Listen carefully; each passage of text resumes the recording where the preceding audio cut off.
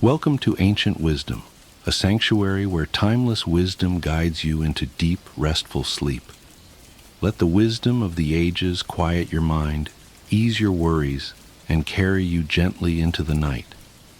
If you're here to relax, reflect, and drift into peaceful slumber, you're exactly where you need to be.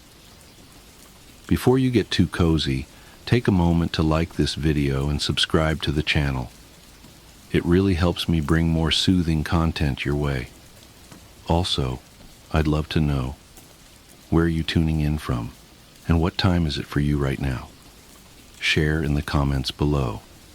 Now, settle in, get comfortable, and let the wisdom of the ages guide you into deep, restful sleep. Have you ever felt worn out from always being the helpful friend, the accommodating colleague, or the ever-giving family member?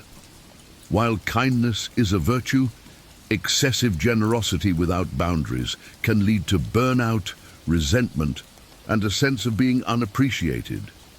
How can we balance our innate desire to help others with the essential need to take care of ourselves? The answer lies in the wisdom of Stoicism. In this video, we'll explore how to balance kindness with self-care using Stoic principles.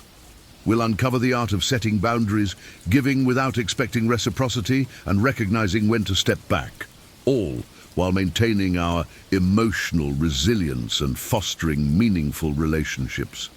By the end, you'll have practical tools to ensure your kindness is sustainable, fulfilling, and enriching for both you and those around you.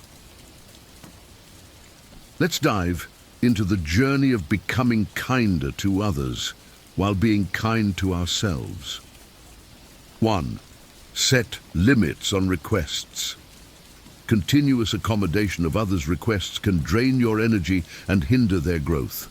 Stoicism emphasizes the need for boundaries to maintain emotional well-being and encourage self-reliance in others. Imagine you have a colleague who constantly asks for your help with tasks they could handle themselves. While assisting them initially seems kind, over time it becomes a burden, impacting your productivity and well-being. Moreover, your colleague doesn't develop the skills needed to work independently. Setting limits in such situations is essential. You might say, I can help you with this project today, but moving forward, let's discuss how you can handle similar tasks on your own. This approach not only protects your energy, but also encourages your colleague to develop their capabilities. Stoicism teaches that true generosity involves empowering others rather than enabling dependency. By setting boundaries, you create a healthier dynamic where your kindness is appreciated and sustainable. This way, your relationships become more balanced and respectful, fostering mutual growth and understanding. 2. Recognize when to step back. It's important to recognize when your kindness is being exploited. Stoicism advises you to step back and reassess such situations to protect your well-being and avoid being taken advantage of. Consider a friend who frequently borrows money from you but never repays it. While you want to be helpful, this behavior starts to strain your finances and trust. In such cases, stepping back means having a candid conversation about boundaries. You might say, I value our friendship, but I need to set limits on lending money. It's important for both of us to manage our finances responsibly. This direct yet respectful approach helps maintain your self-respect and financial stability. Stoicism emphasizes self-respect and discernment. By recognizing and addressing exploitation, you prevent resentment from building up. This ensures that your kindness remains genuine and not coerced. Moreover, it teaches others to respect your boundaries and encourages healthier, more reciprocal relationships. 3. Healthy boundaries enhance relationships. By setting boundaries, you ensure that your kindness is sustainable and enriching for both you and others. This balanced approach leads to more meaningful and fulfilling relationships.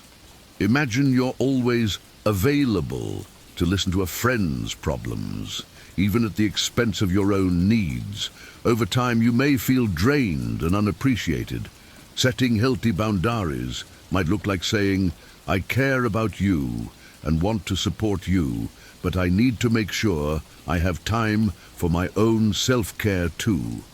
This not only protects your well-being, but also encourages your friend to seek diverse support systems and become more self-reliant. Stoicism teaches that true kindness should enhance rather than diminish your life. By maintaining boundaries, you can offer support without feeling overwhelmed, leading to stronger, more balanced relationships. This approach ensures that your kindness is rooted in mutual respect and genuine care.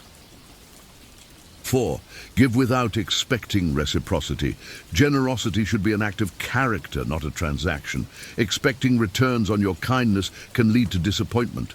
Stoicism advises giving freely, focusing on the joy of the act itself rather than anticipating a reward. For example, if you help a neighbor with their garden, do it because you enjoy gardening and helping others, not because you expect them to help you in the future. When you give without expecting anything in return, your actions are more sincere and fulfilling.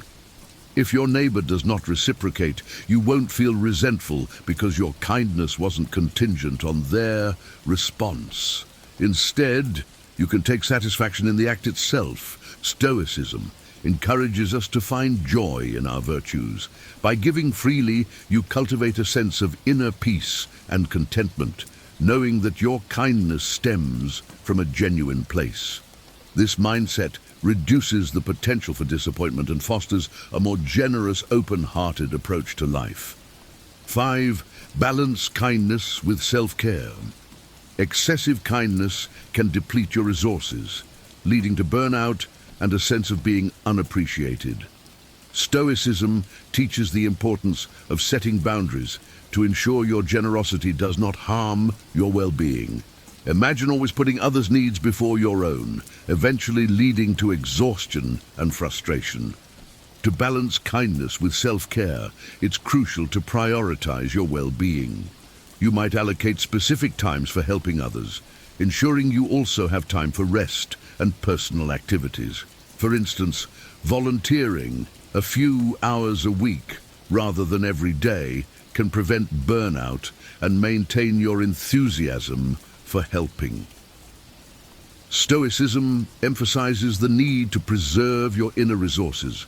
By taking care of yourself first, you can sustain your ability to be kind and helpful without compromising your health. This balanced approach ensures that your kindness remains a positive force in your life and the lives of others. 6. Avoid being perceived as fragile. Overextending yourself for others can lead to being seen as weak and exploited. Learning to say no and valuing your own time and energy fosters respect and preserves your mental health.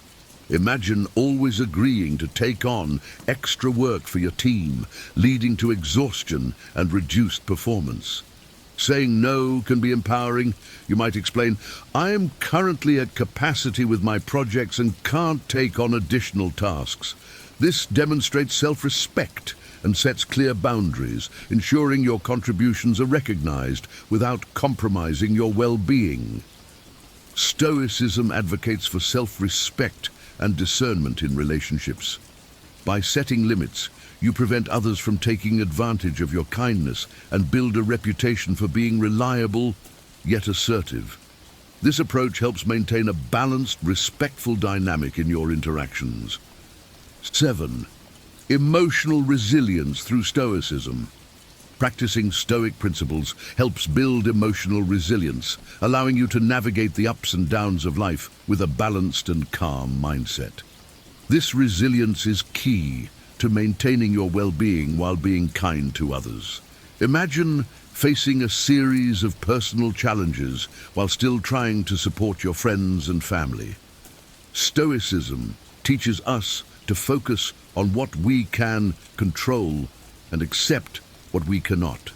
By practicing mindfulness and self-reflection, you can remain grounded and resilient even in difficult times.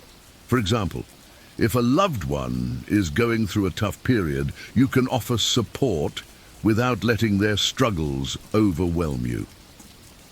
Building emotional resilience through Stoicism helps you maintain a stable and supportive presence for others.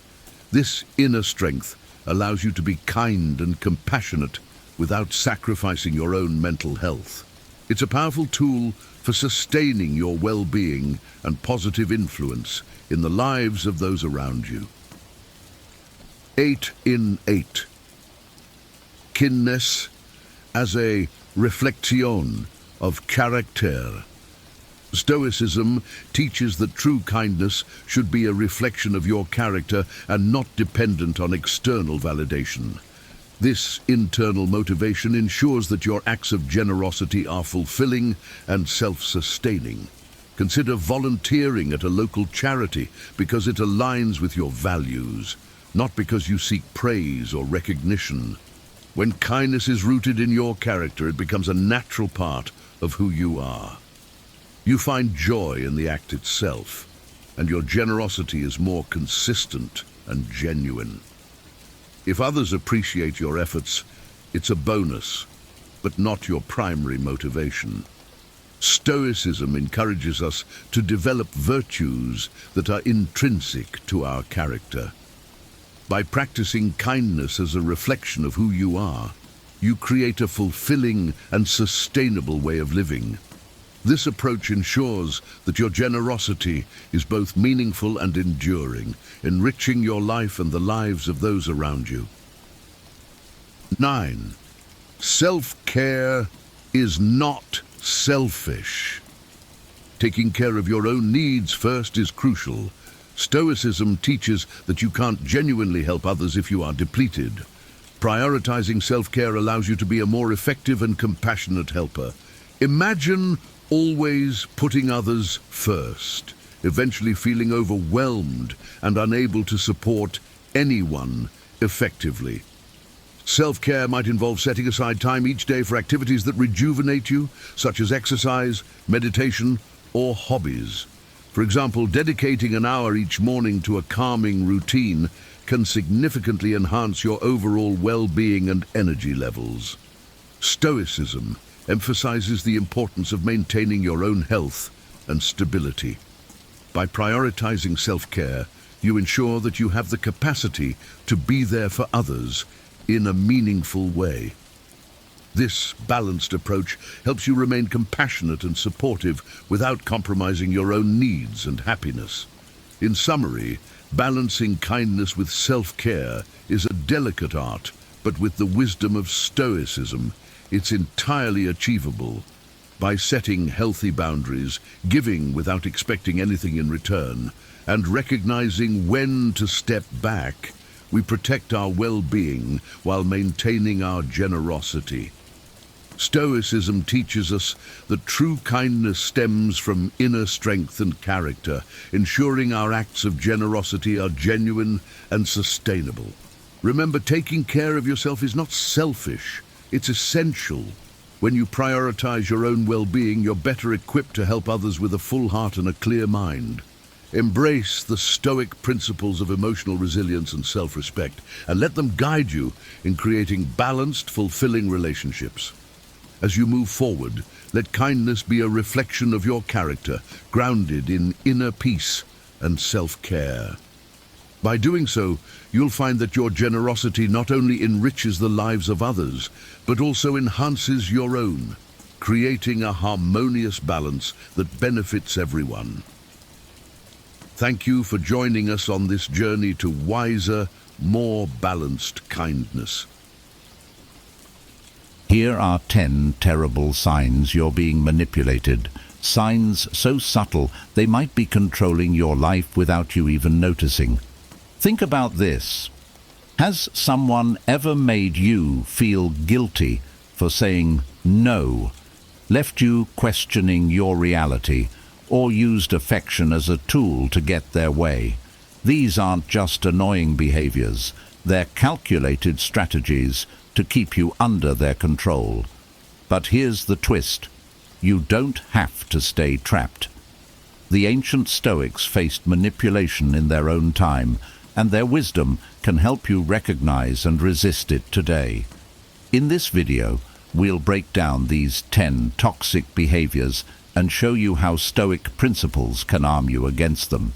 Whether it's emotional coercion, gaslighting, or weaponized flattery, you'll learn how to reclaim your power and build a fortress of inner peace. Stick with me. You'll walk away stronger, smarter, and completely unshakable. 1. Emotional coercion. The silent manipulation. Have you ever felt an uncomfortable weight on your shoulders, like someone was making you responsible for their feelings or decisions?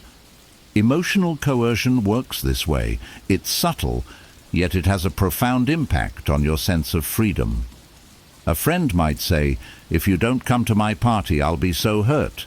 Or a partner might suggest, "You don't love me if you won't do this for me." These statements plant seeds of guilt, fear, or obligation, manipulating you into compliance. Stoicism offers a powerful antidote. It teaches that our emotions and reactions are entirely within our control. Epictetus reminds us, it's not events themselves that disturb people, but their judgments about them. In this case, the manipulator's words are not the problem. Our reaction to them is. Emotional coercion succeeds when we let others' feelings dictate our actions. But as Stoics, we aim to act according to reason and virtue, not emotional pressure. To relate this to my own life, I once had a colleague who was particularly skilled at emotional coercion. They often framed their requests with phrases like, "You're the only person I can rely on," or, "If you don't help me, I'll be in serious trouble." These statements made me feel obligated to prioritize their needs over my own. It wasn't until I started studying Stoic philosophy that I realized how much power I was handing over. Marcus Aurelius wrote, "You have power over your mind, not outside events. Realize this, and you will find strength." By applying this principle, I began pausing before reacting. When faced with guilt-laden pleas, I asked myself, am I responsible for their feelings? Is this aligned with my values? I learned to set firm but compassionate boundaries, responding with statements like, "I understand this is difficult for you, but I can't commit to that right now." The beauty of Stoicism lies in its practicality. It doesn't ask us to shut down our emotions, but to manage them wisely. Emotional coercion thrives on our inability to separate others' feelings from our own responsibilities. By staying grounded, assessing situations rationally, and acting in alignment with our principles, we can break free from this subtle yet destructive form of manipulation. In doing so, we regain control over our actions and emotions, preserving our inner peace. 2. Gaslighting, doubting your reality. Have you ever walked away from a conversation doubting what you know to be true? Gaslighting, a tactic often used by manipulators, is designed to distort your perception of reality. It's when someone denies facts, twists events, or accuses you of being overly sensitive to make you question your memory, judgment, or sanity. Statements like, "That never happened," or "Me gestorci, you're imagining things," are hallmarks of this manipulation technique. The Stoics teach us to anchor ourselves in reason and objective reality, protecting our inner clarity from external distortions. Marcus Aurelius reminds us, "If someone can prove me wrong and show me my mistake, I will gladly change. for I seek the truth. Stoicism encourages us to focus on facts, not emotions, when evaluating situations. Gaslighting works when we lose confidence in our reasoning, but the Stoic approach empowers us to remain steadfast in our understanding of the truth. In my own experience, I once had a friend who would routinely dismiss valid concerns I raised by saying, "You're blowing things out of proportion." Over time, I started to question whether my feelings were valid. However, I began applying Stoic principles by keeping a journal to document events and conversations. This gave me an objective record to reference, helping me differentiate between my own perceptions and the manipulator's version of events. When faced with gaslighting, pause and reflect. Ask yourself, what evidence do I have for my perspective? Am I being led by reason or by someone else's narrative? If the situation allows, calmly challenge the manipulator with facts. Actually, I remember this differently. Here's what I recall happening.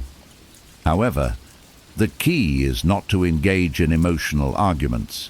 They thrive on confusion. Stoicism teaches us that while we cannot control others' actions, we can control our response. Grounding ourselves in truth and logic weakens the manipulator's grip. By trusting our rational mind, we safeguard our confidence and avoid falling prey to gaslighting. 3. Excessive flattery. Sweet words with bitter intentions. Have you ever been overwhelmed by compliments, only to realize later that they came with strings attached? Excessive flattery is a manipulator's tool to gain your trust and lower your defenses. They might say things like, "You're so amazing. No one else could do this as well as you." While it feels good in the moment, it's often a calculated attempt to exploit your desire for approval. Stoicism warns us against attaching our self-worth to others' opinions. Seneca advised, "A wise man is neither elevated by praise nor depressed by blame." Excessive flattery becomes manipulation when we rely on it to feel validated. A Stoic knows that true worth comes from living virtuously, not from the approval of others. I recall working with someone who constantly praised my work, telling me, "You're the best team player we have." I felt proud, but soon noticed a pattern. Every compliment was followed by a request, often for tasks that weren't my responsibility. Stoicism helped me step back and evaluate their motives. Were they genuinely appreciative, or was their praise a prelude to manipulation? To handle such situations, focus on staying humble and grounded. Acknowledge the compliment, but don't let it cloud your judgment. Instead of feeling obligated, calmly assess the request's merit. Say, "Thank you for the kind words, but let me consider if I can help with that." Flattery only works as manipulation when we let it. By cultivating inner confidence and focusing on virtue, we can appreciate genuine praise without being swayed by excessive or insincere compliments. A Stoic mind remains balanced, neither inflated by flattery nor diminished by criticism. 4. Isolation. Cutting you off from support. Manipulators often isolate you from your support system to gain more control over your decisions. They might subtly discourage you from spending time with friends or family, claiming that those relationships are not in your best interest. Over time, you find yourself distanced from the people who provide strength, perspective, and emotional stability. Stoic philosophy emphasizes the importance of meaningful relationships and community. Marcus Aurelius wrote, "We are made for cooperation, like feet, hands, eyelids, or the rows of the upper and lower teeth." This reminds us that human connections are essential, not obstacles to be removed. Recognizing attempts at isolation allows us to remain connected to the relationships that nourish and support us. In my life, I once dealt with someone who constantly questioned my closest friendships. They would say things like, "Are they really there for you?" or "I think they're jealous of our bond." Their subtle remarks made me doubt my friends and rely more on the manipulator for support. But when I applied Stoic principles, I started to see through their tactics. By evaluating relationships objectively, I realized the manipulator's claims didn't align with reality. To counter isolation, actively nurture your relationships and seek diverse perspectives. Stoicism teaches us to act in accordance with reason, and part of that involves valuing the people who truly care for us. Don't let anyone dictate whom you can or cannot trust without evidence. Stay grounded and maintain the connections that bring balance and joy to your life. 5. Playing the victim. Weaponizing helplessness. Manipulators often present themselves as victims to elicit sympathy and shift the burden of responsibility onto you. They might recount endless tales of mistreatment or unfairness, subtly implying that it's your duty to make things right for them. While compassion is a virtue, Stoicism warns us against allowing pity to cloud our judgment. Epictetus advised, "Make the best use of what is in your power and take the rest as it happens." Manipulators exploit your kindness, but it's essential to remember that their circumstances are outside your control. You cannot solve every problem they present, nor should you feel obligated to. I encountered someone who frequently lamented their misfortunes, from financial woes to strained relationships. Initially, I felt compelled to help, offering my time, energy, and resources. However, their problems persisted, and I began to notice a pattern. They weren't seeking solutions, just attention and compliance. Stoicism helped me step back and ask myself, am I truly helping, or am I enabling their behavior? The key to dealing with this manipulation is to approach it rationally. Offer support when appropriate, but set clear boundaries. Ask yourself whether your involvement aligns with your values, or if it simply feeds their dependency. By focusing on what you can control, your actions and intentions, you prevent their victimhood from dictating your choices. 6. Exploiting vulnerabilities, using your weaknesses against you. A manipulator will often identify and exploit your vulnerabilities, turning your fears, insecurities, or desires into leverage. They may subtly remind you of past failures or insecurities, using them to steer your decisions in their favor. Stoic wisdom teaches us to embrace self-awareness and strengthen our inner resilience. Seneca wrote, "We suffer more often in imagination than in reality." Recognizing and accepting your vulnerabilities is the first step to preventing their misuse. By owning your flaws, you take away the manipulator's power to use them against you. I once confided in someone about my fear of failure in a project. Later, when disagreements arose, they would say things like, "If you don't do this my way, you might regret it later." Their words tapped into my fear, making me doubt my instincts. But through Stoic practice, I learned to confront my insecurities directly. By reminding myself that failure is a natural part of life and a chance to grow, I stopped allowing them to control me through fear. Strengthening your inner fortitude weakens the manipulator's influence. Accept your vulnerabilities, but don't let them define you. A Stoic faces weaknesses with courage and works to transform them into sources of strength. 7. Withholding information, controlling through secrecy. Manipulators often withhold crucial information to maintain control over you. They might selectively share details, leaving you feeling uncertain or dependent on them for clarity. By keeping you in the dark, they can shape narratives and steer your decisions in their favor. Stoicism emphasizes the pursuit of truth and clarity. Marcus Aurelius wrote, "Let your understanding be clear and distinct, and your judgments unaffected by mere appearances." To counter this manipulation, a Stoic seeks facts and avoids making assumptions based on incomplete information. I've experienced situations where someone withheld key details in a professional setting, framing the situation in a way that suited their agenda. It wasn't until I asked specific questions and sought other perspectives that I realized I wasn't getting the full picture. The Stoic principle of rational inquiry helped me take a step back and recognize that clarity comes from actively seeking knowledge rather than passively accepting what's given.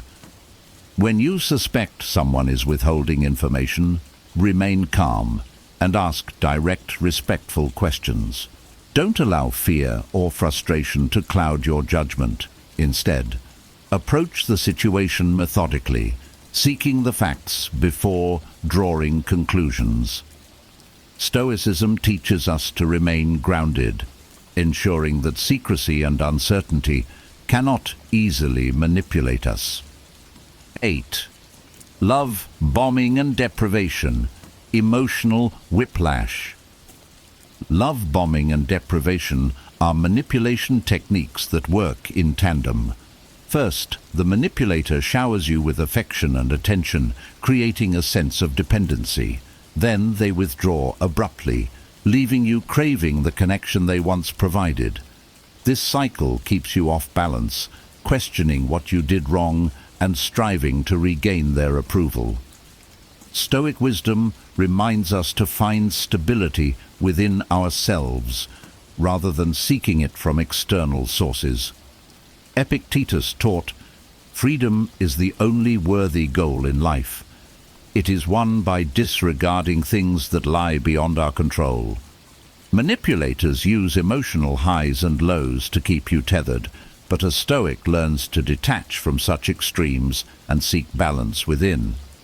I've faced this manipulation in a personal relationship where intense affection was followed by sudden coldness. Each time, I found myself trying harder to fix the dynamic. Once I embraced Stoicism, I realized their behavior was outside my control. By focusing on my own sense of worth and emotional balance, I broke free from the cycle. To resist this tactic, cultivate emotional independence.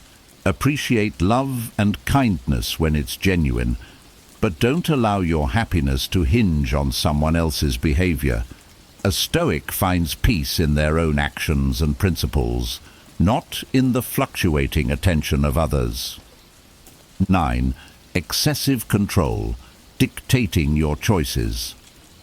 Manipulators often attempt to control your decisions, dictating how you should think, act, or even feel. They may frame their interference as care or concern, saying things like, "I just want what's best for you," while subtly steering you toward their desired outcomes. Stoicism champions personal agency and the ability to live in alignment with your values. Epictetus wrote, "No man is free who is not master of himself." Manipulators thrive when we surrender control, but the Stoic path is about reclaiming autonomy and making choices based on reason, not external pressure. I once had a mentor who frequently overstepped, insisting their advice was the only path to success.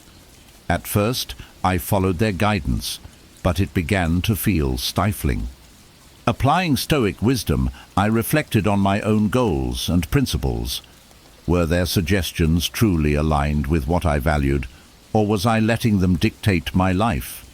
By setting boundaries and making decisions rooted in my convictions, I regained control. To counter excessive control, calmly assert your independence. thank the person for their input, but remind them and yourself that the ultimate decision is yours. A Stoic lives authentically, guided by inner principles rather than external dictates. 10. Blaming and shaming. Deflecting responsibility. Manipulators often use blame and shame as tools to deflect responsibility onto you. They may accuse you of being selfish, ungrateful, or incompetent, making you feel as though you're at fault for their shortcomings or failures. Stoicism teaches us to accept responsibility for our own actions while rejecting unjust criticism. Marcus Aurelius advised, "If you are distressed by anything external, the pain is not due to the thing itself, but to your estimate of it. And this you have the power to revoke at any moment." When manipulators try to shame us, we can choose not to internalize their words. I've dealt with someone who frequently blamed me for their mistakes, saying things like, "This wouldn't have happened if you had supported me better." For a time I believed them, but Stoic reflection helped me see that their failures weren't my burden to bear. I learned to separate valid feedback from baseless accusations, focusing on what I could control, my own actions and responses.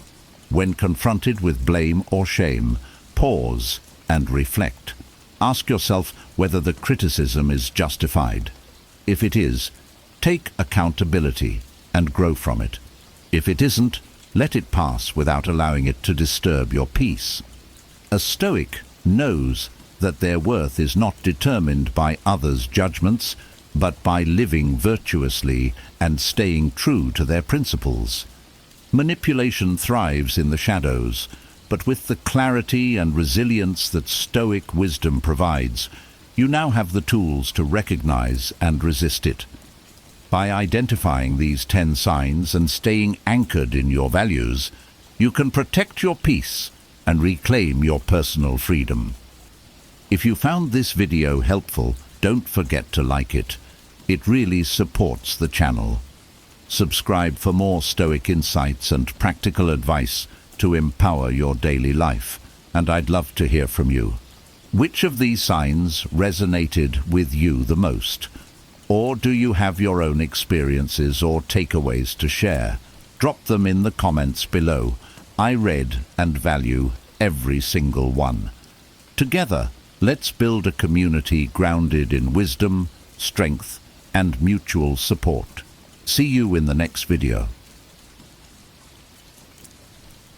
Have you ever found yourself overwhelmed by stress, unable to stay calm amidst the chaos of everyday life? Imagine if you could navigate life's storms with an unshakable sense of peace and composure. This is the promise of Stoicism, an ancient philosophy that has guided countless individuals toward a more resilient and fulfilling existence. In a world filled with uncertainties and challenges, the teachings of Stoic philosophers like Epictetus, Seneca, and Marcus Aurelius offer timeless wisdom that can help you maintain inner tranquility no matter what life throws your way. In this video, we will explore 15 profound lessons from Stoicism that can transform your approach to life's trials and tribulations.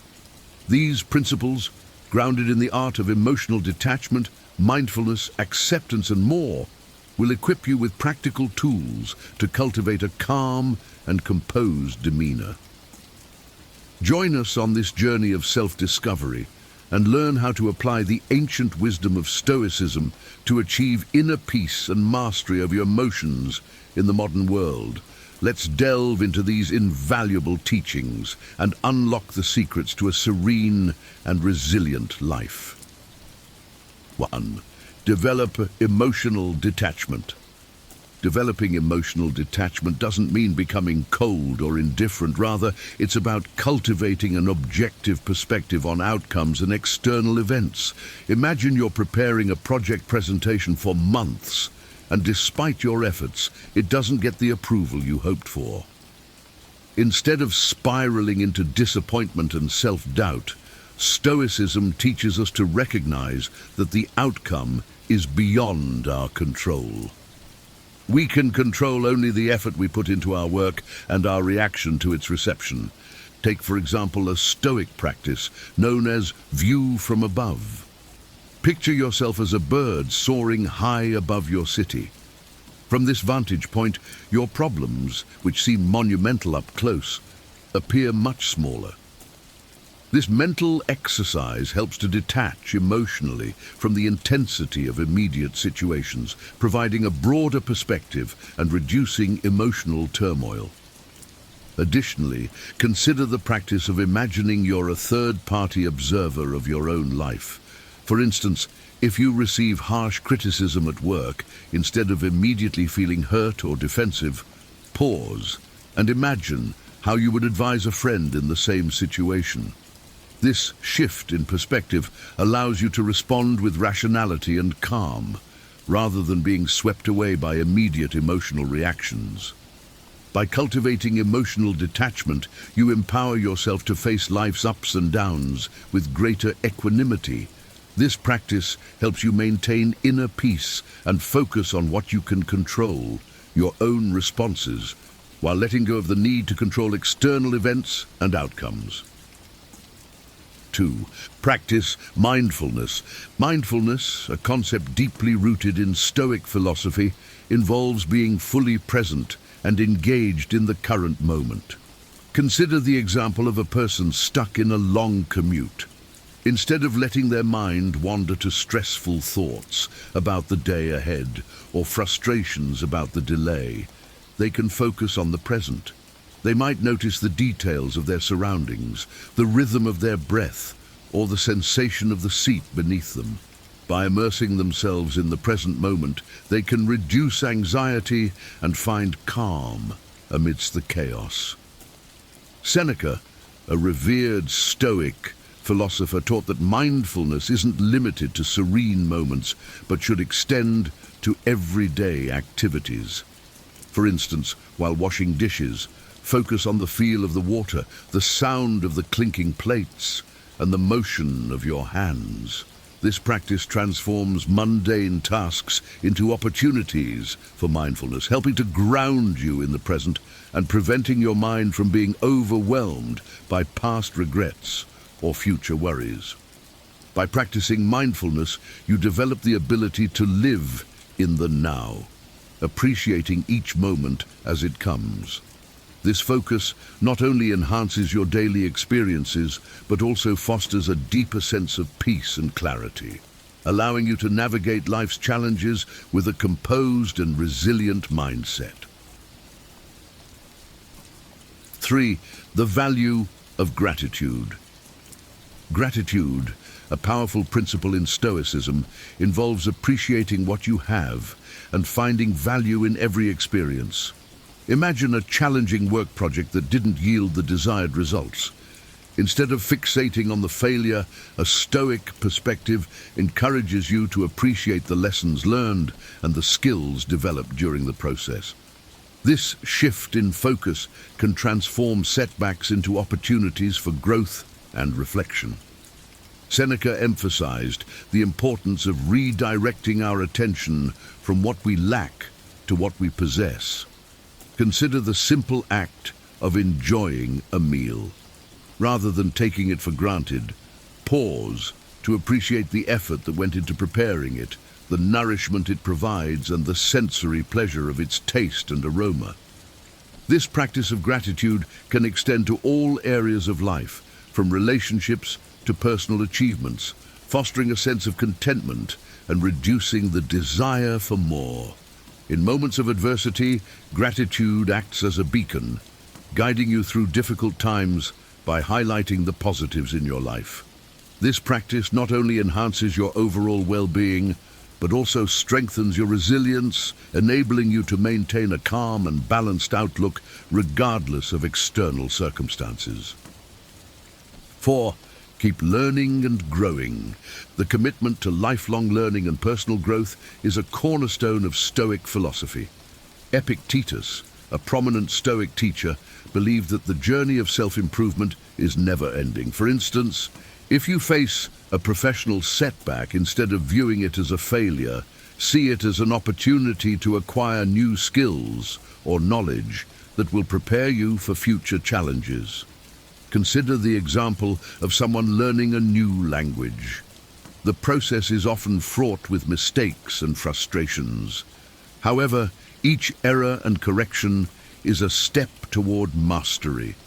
This continuous pursuit of knowledge not only enhances your abilities, but also builds resilience and adaptability, crucial traits for navigating life's uncertainties.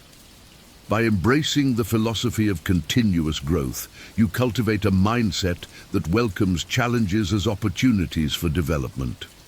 This approach aligns with the Stoic belief that we are always in the process of becoming better versions of ourselves. Lifelong learning keeps your mind active, your skills sharp, and your perspective broad, enabling you to handle life's vicissitudes with grace and wisdom. 5. Engage in regular self-reflection. Regular self-reflection is a vital Stoic practice that involves examining your thoughts, actions, and motives to ensure they align with your values and virtues. Imagine ending your day by reviewing your interactions and decisions. Did you act with integrity? Were your responses guided by reason rather than emotion? This daily practice, similar to journaling, helps you identify areas for improvement and reinforces positive behaviors. Marcus Aurelius, the Roman emperor and Stoic philosopher, often engaged in self-reflection through his meditations. He would assess his actions and thoughts, striving to live in accordance with Stoic virtues. This habit of introspection allows you to learn from your experiences, correct mistakes, and cultivate a more virtuous and composed character. By dedicating time to self-reflection, you gain deeper insights into your behavior and motivations, fostering personal growth and self-awareness. This practice not only enhances your ability to live a virtuous life, but also equips you with the clarity and inner strength needed to face life's challenges with confidence and serenity. 6. Be virtuous. Living a virtuous life is at the heart of Stoic philosophy. The 4 cardinal virtues, wisdom, courage, justice, and temperance, serve as guiding principles. For example, wisdom helps you make sound decisions. Courage enables you to face fears and challenges. Justice ensures fair and ethical behavior, and temperance promotes self-control and moderation. Imagine a scenario where you must make a difficult decision at work. By applying wisdom, you consider the long-term consequences and ethical implications. Courage helps you take necessary actions despite potential backlash. Justice ensures that your decision is fair to all parties involved, and temperance prevents you from being swayed by extreme emotions. By embodying these virtues, you create a foundation for a balanced and harmonious life. Virtuous living not only enhances your personal integrity and relationships, but also fosters inner peace and stability. As you strive to align your actions with these virtues, you cultivate a resilient and composed character, capable of withstanding life's adversities with grace and dignity. 7. Embrace voluntary discomfort. Stoics believe in periodically exposing themselves to discomfort to build mental and physical resilience. Consider the practice of fasting. By choosing to go without food for a set period, you not only appreciate your meals more, but also strengthen your ability to endure hunger and discomfort. Another example is taking cold showers. This simple act trains your body and mind to handle physical stress, making you more resilient to everyday challenges. Voluntary discomfort can also involve refraining from certain pleasures like social media or luxury items to cultivate self-discipline and gratitude for the basics. By embracing voluntary discomfort, you prepare yourself for unforeseen hardships and reduce the impact of minor inconveniences.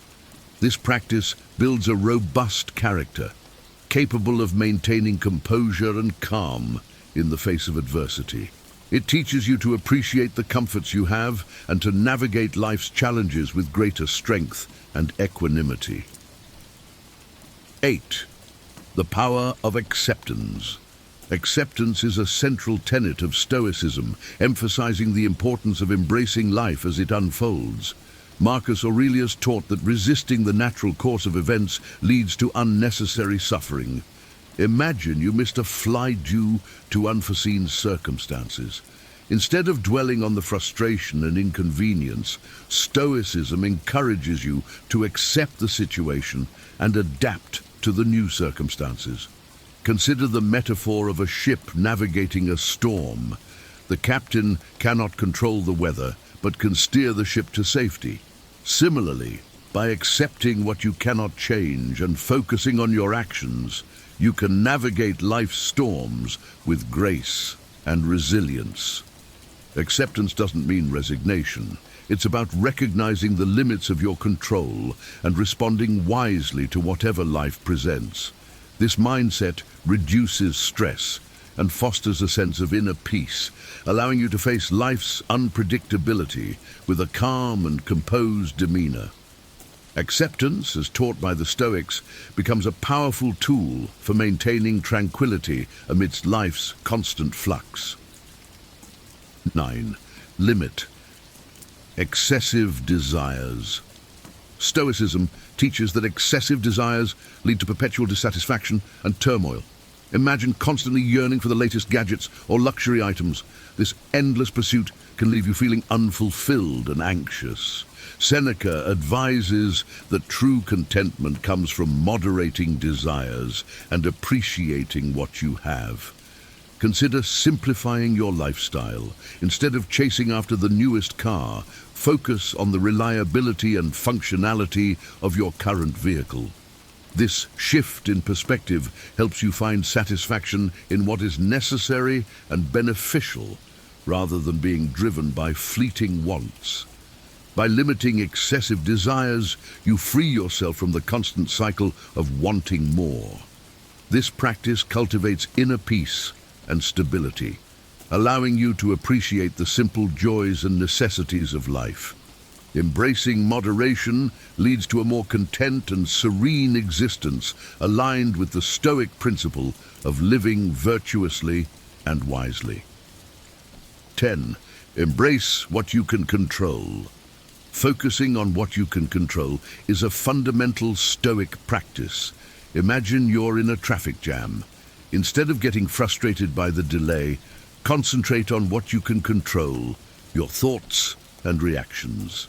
You might use this time to listen to an informative podcast or practice deep breathing. Epictetus taught that our power lies in our thoughts and actions. For instance, if a colleague behaves rudely, you can't control their behavior, but can choose how to respond. Instead of reacting angrily, you might choose to remain calm and address the issue diplomatically later. By directing your energy towards what you can control, you reduce stress and enhance your ability to handle life's challenges. This practice empowers you to navigate situations with purpose and clarity, maintaining inner peace regardless of external circumstances. Embracing the Stoic dichotomy of control helps you focus on personal growth and resilience, fostering a balanced and composed outlook on life. 11. Practice negative visualization.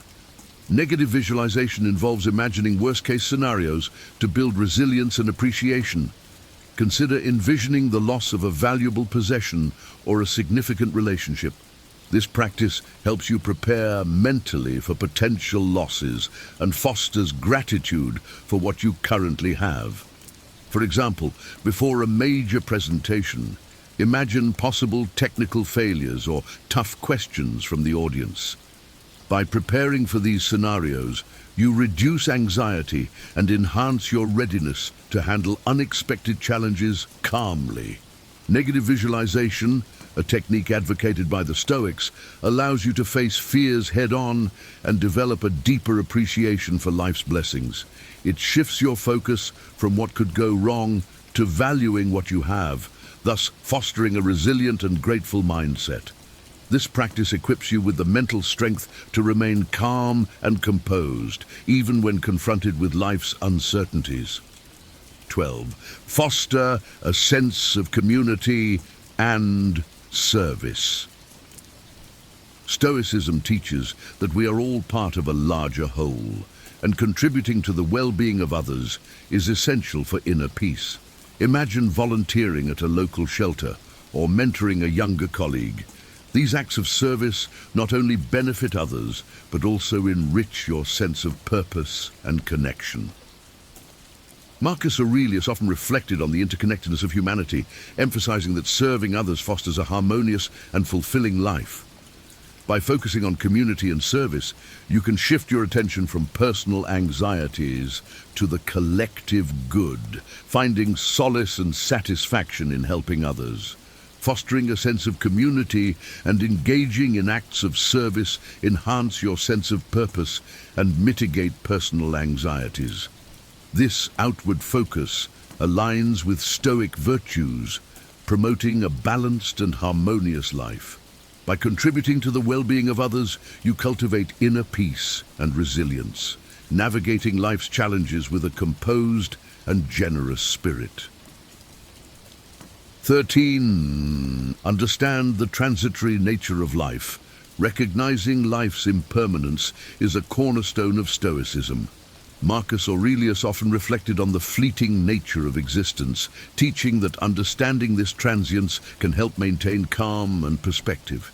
Imagine enjoying a beautiful sunset. Instead of lamenting its brevity, appreciate its fleeting beauty and the moment's richness.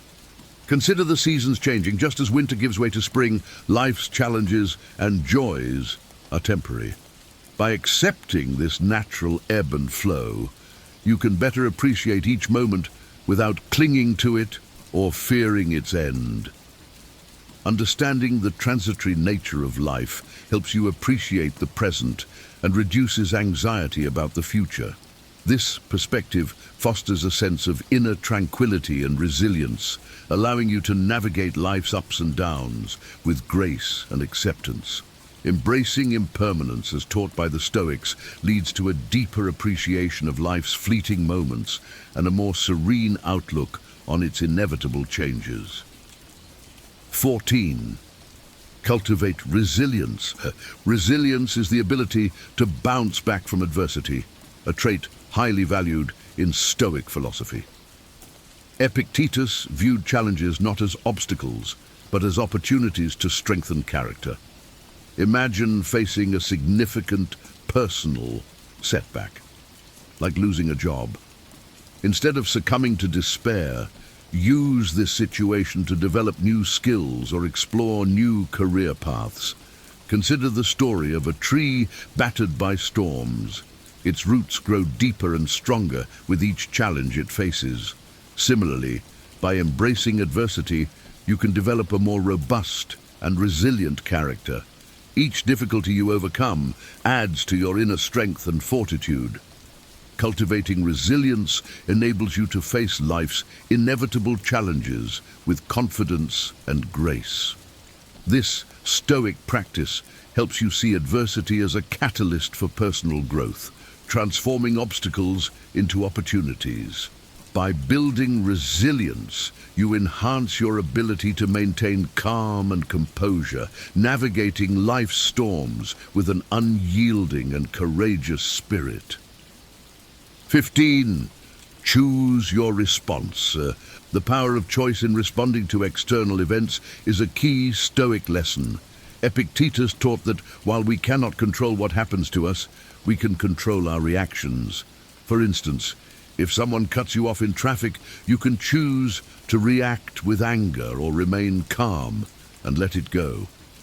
Imagine facing a sudden job loss. Instead of reacting with panic, choose to see it as an opportunity for new beginnings. Focus on what you can do next, updating your resume, networking, and exploring new career options. Choosing your response empowers you to maintain inner peace and control over your emotions. This practice aligns with the Stoic principle of focusing on what you can control, fostering a balanced and composed outlook on life. By consciously shaping your reactions, you can navigate life's challenges with wisdom and resilience, maintaining calm amidst the chaos. In conclusion, in a world where chaos and unpredictability seem to reign supreme, the timeless wisdom of Stoicism offers a beacon of hope and a path to inner tranquility. By embracing the 15 lessons we've explored, from practicing mindfulness and gratitude to cultivating resilience and understanding life's impermanence, you can transform your approach to everyday challenges and find peace amidst the storm. These Stoic principles are not mere abstract concepts, but practical tools that can be integrated into your daily life. They encourage you to focus on what you can control, accept what you cannot, and respond to life's trials with wisdom and grace, whether it's through self-reflection, voluntary discomfort, or continuous learning. Each lesson provides a unique strategy to strengthen your character and enhance your emotional resilience. Remember, the journey to a calm and composed life is ongoing. It's about progress, not perfection. By consistently applying these Stoic teachings, you can cultivate a mindset that embraces life's uncertainties with courage and equanimity. As you continue to grow and evolve, let these ancient insights guide you toward a more serene, fulfilling existence. Thank you for joining us on this exploration of Stoic philosophy. May these lessons inspire you to live with greater wisdom, courage, and inner peace, no matter what challenges you may face. 10 Stoic lessons to force yourself to take action. Imagine standing at the edge of a vast, unexplored wilderness, a place teeming with potential but shrouded in mystery and uncertainty. Every step you take forward promises growth, wisdom, and fulfillment. Yet the journey is daunting, and the first step is the hardest. What if I told you that hidden within ancient texts is the key to unlocking your inner strength, propelling you forward with unwavering determination? Picture this: emperors and slaves, soldiers and scholars, all guided by a philosophy that transformed their lives: Stoicism. Today, I will share with you 10 powerful Stoic lessons that can revolutionize the way you approach your goals, turning hesitation into action and adversity into opportunity. Are you ready to ignite your inner fire and take control of your destiny? Let's embark on this journey together, uncovering the timeless wisdom that will inspire you to take meaningful action in your life. Number 1, turn challenges into opportunities. Imagine facing a formidable obstacle, a challenge that seems insurmountable. The immediate reaction might be to shy away, to retreat into the comfort of inaction. But what if we embrace this challenge instead? Stoicism teaches us that adversity is not just a hurdle, but a chance for growth and transformation. Consider the mighty oak tree, which grows strong and resilient, not in spite of the winds that batter it, but because of them. Each challenge we face is like those winds, shaping us into stronger, wiser individuals. By shifting our perception and focusing on what we can control, we harness the power within us to turn obstacles into opportunities. Instead of asking, "Oh, why me?" we can ask, "What can I learn from this?" This mindset shift is the essence of Stoicism. It empowers us to see every setback as a setup for a comeback, every failure as a step towards success. When we embrace challenges, we discover our true strength and resilience. We transform adversity into a crucible for personal development, emerging stronger and more capable. So, the next time you encounter a challenge, remember, it is not a roadblock, but a stepping stone on your path to greatness. Number 2, make good habits a habit. Imagine starting each day with a routine that energizes and prepares you for whatever lies ahead. Good habits are the foundation of a fulfilling life, and Stoicism places great emphasis on cultivating them. The key is consistency. Just as a sculptor shapes marble into a masterpiece through persistent chiseling, we can mold our lives through daily practices of mindfulness, gratitude, and discipline. Picture a garden that flourishes because the gardener tends to it every day, even if only for a few minutes. Small, consistent actions lead to significant, lasting changes. Start with one habit. Perhaps a few minutes of meditation or jotting down things you're grateful for each day. Over time, these small acts accumulate, transforming your mindset and your life. The Stoics believed that by integrating virtuous habits into our daily routines, we align our actions with our highest values, leading to a life of purpose and fulfillment. So, commit to your habits with patience and perseverance, knowing that each step brings you closer to the person you aspire to be. Number 3, develop your purpose. Through virtue, living a life of purpose begins with understanding and embodying our core values. The Stoics taught that virtues such as wisdom, courage, justice, and temperance are the pillars of a meaningful existence. Imagine your virtues as the North Star, guiding your decisions and actions. When we align our daily activities with these principles, we find a deeper sense of purpose and direction. Think of Marcus Aurelius, the Roman emperor, who ruled with wisdom and justice, guided by his Stoic beliefs. His actions were not random, but purposeful, driven by his commitment to virtue. By reflecting on our values and ensuring our actions reflect them, we cultivate a life rich in meaning. This alignment empowers us to make choices that are not only beneficial to us, but also contribute to the greater good. Embrace the Stoic principle of living according to virtue, and you will discover a profound sense of fulfillment and purpose in every endeavor. Number 4, begin with small steps. The journey of 1,000 miles begins with a single step. This ancient wisdom resonates deeply within Stoicism. Faced with daunting tasks or overwhelming goals, the Stoics teach us to break them down into manageable steps. Picture a mountain climber focusing on each handhold and foothold rather than the daunting peak. This approach combats procrastination and builds momentum. By starting small, we achieve incremental progress, each step reinforcing our commitment and capability. Consider a writer crafting a book, not by writing it all at once, but by completing one page at a time. This method not only makes the task less intimidating, but also ensures steady, consistent progress. Embrace the power of small steps. Each modest effort compounds over time, leading to significant accomplishments. Begin your journey today, no matter how small the step, and watch as you steadily move toward your goals with determination and resilience. Number 5, cultivate gratitude. Gratitude is a cornerstone of Stoic practice, a tool to shift our focus from what we lack to what we have. Imagine viewing your life through a lens that highlights abundance rather than scarcity. Practicing gratitude daily can transform your perspective, fostering a positive and motivated mindset. The Stoics believed that appreciating what we have, however small, enriches our lives and propels us to act with joy and contentment. Picture ending each day by reflecting on 3 things you are grateful for.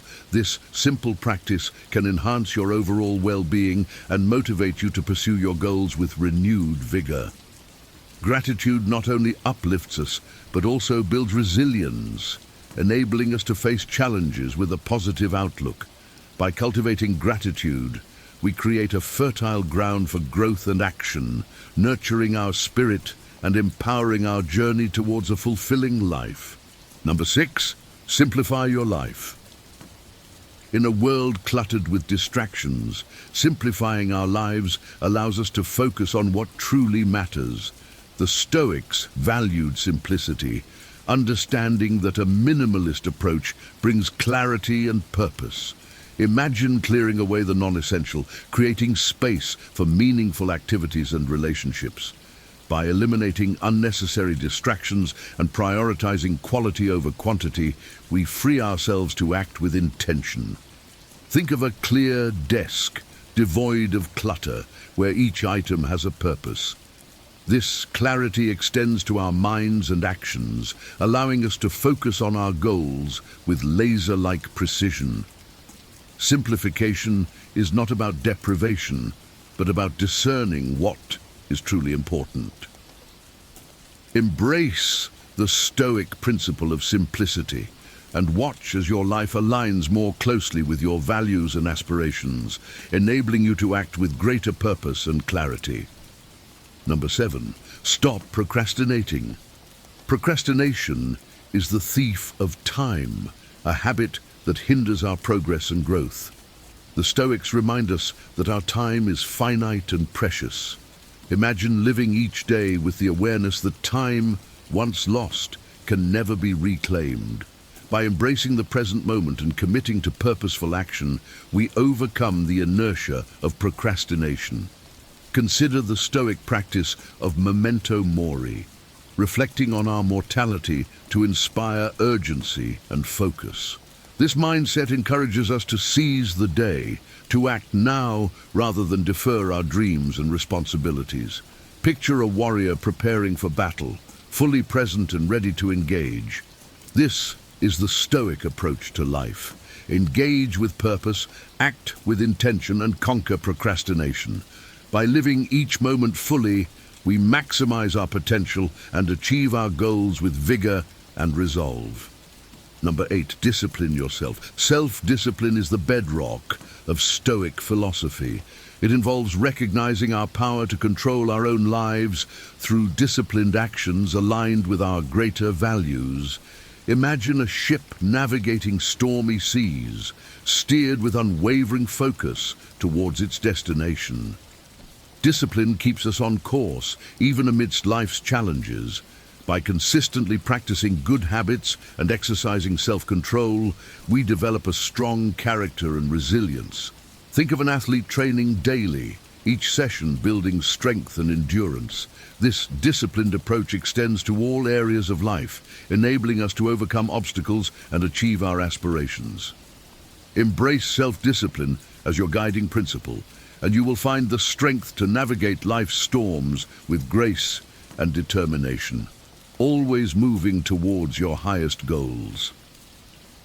Number 9, practice mindfulness. Mindfulness, the art of being fully present in the moment, is a powerful Stoic practice. Imagine a calm lake, its surface undisturbed, reflecting the world with perfect clarity.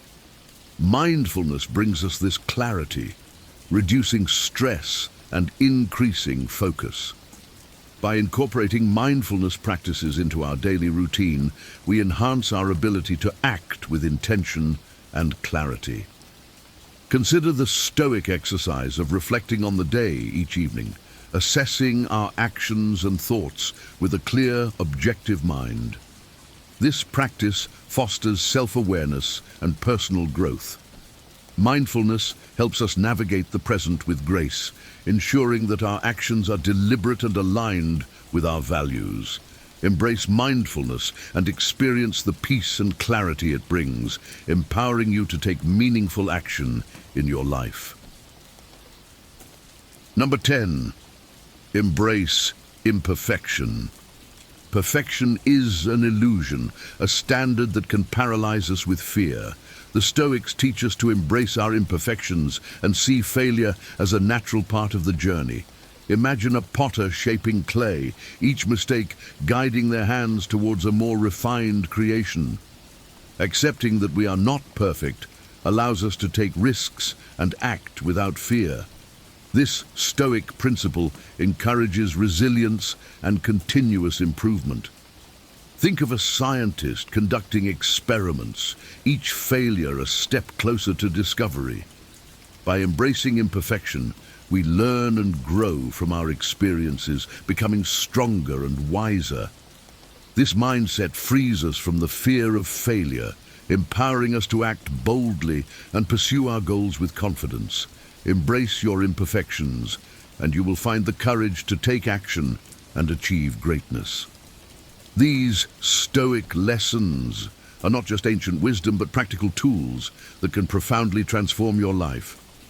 By embracing these principles, you can unlock personal growth, resilience, and a deeper sense of purpose. Imagine living each day with clarity, strength, and unwavering resolve, empowered by the timeless teachings of Stoicism. This is not just philosophy, it's a way of life.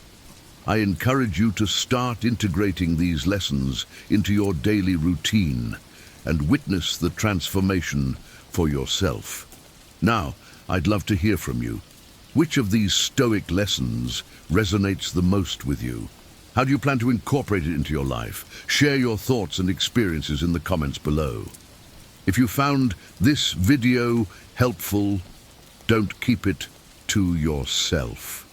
Share it with others who might benefit from these powerful insights. Let's continue this journey together, embracing the wisdom of the Stoics and taking meaningful action towards our goals. Thank you for watching, and remember, the power to transform your life lies within you. 12 things every 20. Something needs to learn before it's too late. Have you ever wondered what truly sets apart a life well lived from one filled with regret? As you navigate your 20s, it's easy to get caught up in the frenzy of dreams and ambitions. But what if the key to a fulfilling life lies in the wisdom you cultivate along the way? Imagine having a roadmap that guides you through the complexities of youth, helping you avoid common pitfalls and embrace timeless truths. In this guide, we delve into 12 essential lessons every 20-something should learn before it's too late. Each lesson, rooted in the enduring philosophy of Stoicism, offers practical wisdom to enrich your journey. Let these insights transform the way you live, think, and grow, leading you to a life of purpose and fulfillment. 1. Respect people with less power. True character is revealed in how we treat those with less power. It's easy to show respect to superiors or peers, but the real test lies in our interactions with those who hold no sway over our lives. The waiter serving your meal, the janitor cleaning your office, the intern making copies.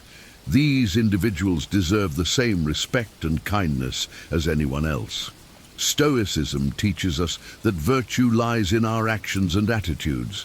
By respecting everyone equally, we cultivate humility and empathy. This practice not only elevates others, but also enriches our own character.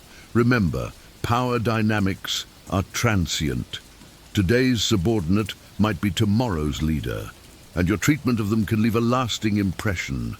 In the grand scheme of life, we are all interconnected, and respecting each person reinforces the dignity of our shared humanity.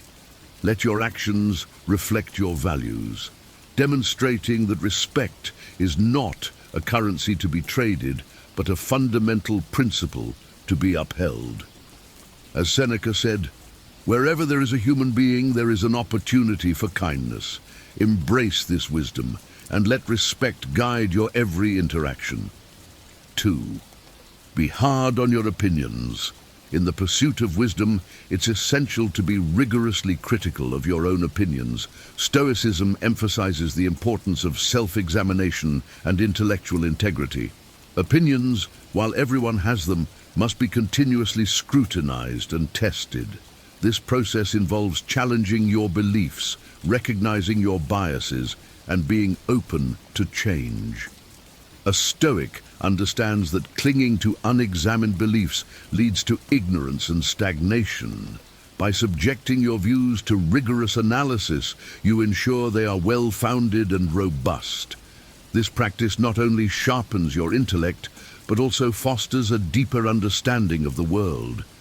It is through this lens that you can engage in meaningful dialogue and contribute to a more nuanced discourse. Remember, wisdom is not about being right, it's about striving for truth. As Marcus Aurelius advised, if someone is able to show me that what I think or do is not right, I will happily change, for I seek the truth. Embrace this Stoic principle and let it guide you to a life of intellectual rigor and continuous growth. 3. Prioritize mental health. Mental health is as vital as physical health, yet it often goes neglected. Stoicism teaches us the importance of inner peace and resilience. To navigate life's challenges effectively, one must cultivate a sound mind. This involves recognizing the signs of mental strain and taking proactive steps to address them. Engage in practices that promote mental well-being, such as mindfulness, meditation, and maintaining a balanced lifestyle. Don't hesitate to seek professional help when needed. There is no shame in prioritizing your mental health. A Stoic understands that true strength lies in acknowledging vulnerabilities and taking steps to fortify oneself against them. By caring for your mental health, you build resilience and maintain the clarity needed to face life's adversities with grace. As Epictetus wisely noted, "No man is free who is not master of himself." Make mental health a priority, ensuring you are equipped to handle whatever life throws your way.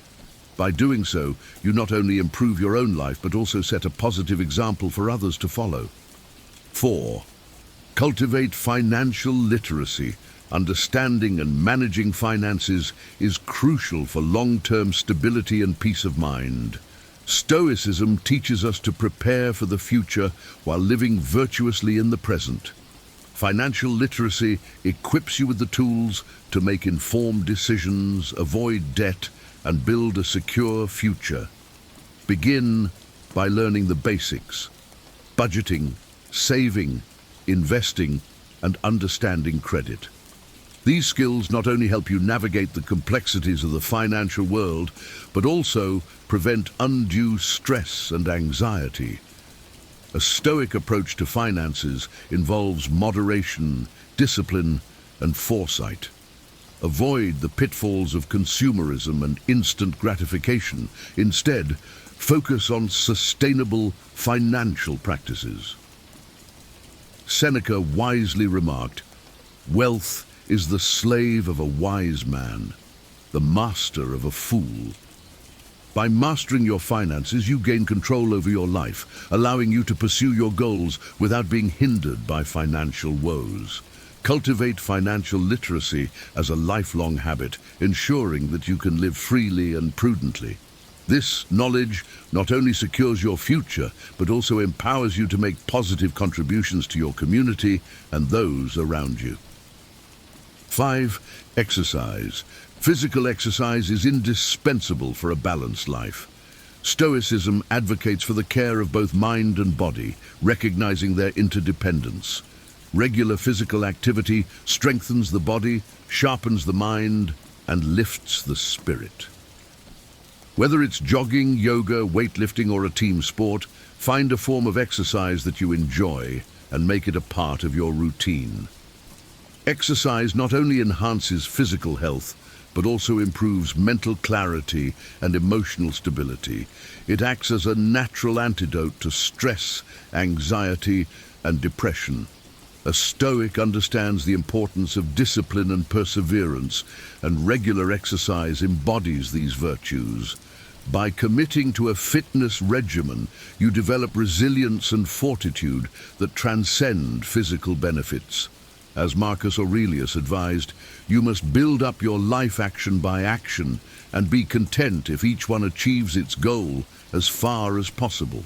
Let exercise be a foundational action in your life, contributing to your overall well-being and enabling you to face life's challenges with vigor and grace.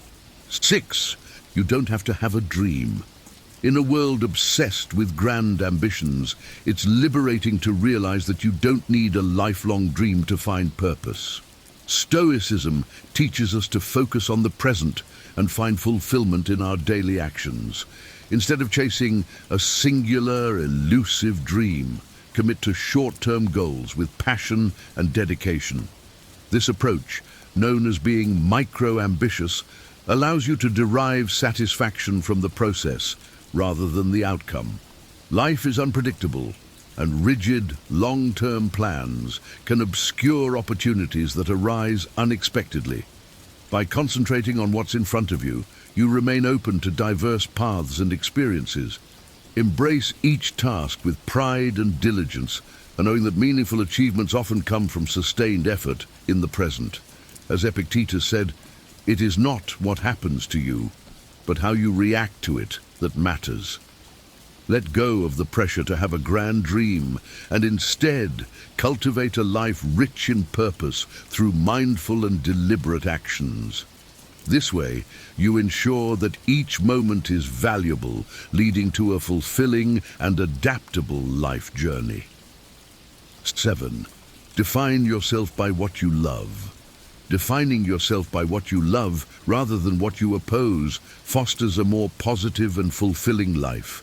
Stoicism encourages us to focus on virtues and values that uplift us, instead of identifying yourself through negations, what you don't like or what you stand against. Celebrate the things and people that bring you joy. Be vocal and demonstrative about your passions. Whether it's music, art, literature, or a cause you believe in, let these positive forces shape your identity. This mindset shift not only enriches your own life, but also spreads positivity to those around you. It's easy to fall into the trap of negativity and criticism, but a Stoic finds strength in love and admiration. Marcus Aurelius suggested, "The happiness of your life depends upon the quality of your thoughts." By focusing on what you love, you cultivate a mindset of gratitude and contentment. Embrace this principle and let your passions guide you toward a life filled with meaning and joy, creating a ripple effect of positivity in your community. Be a teacher. Teaching is one of the most noble and impactful roles one can undertake. Stoicism emphasizes the value of sharing wisdom and knowledge. Whether formally or informally, be a teacher whenever possible. You don't have to make it a lifelong career. Even a short stint can be profoundly rewarding. Share your ideas and experiences generously, helping others grow and learn. This practice not only benefits your students, but also deepens your own understanding.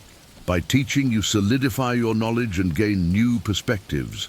Moreover, it cultivates patience, empathy, and communication skills.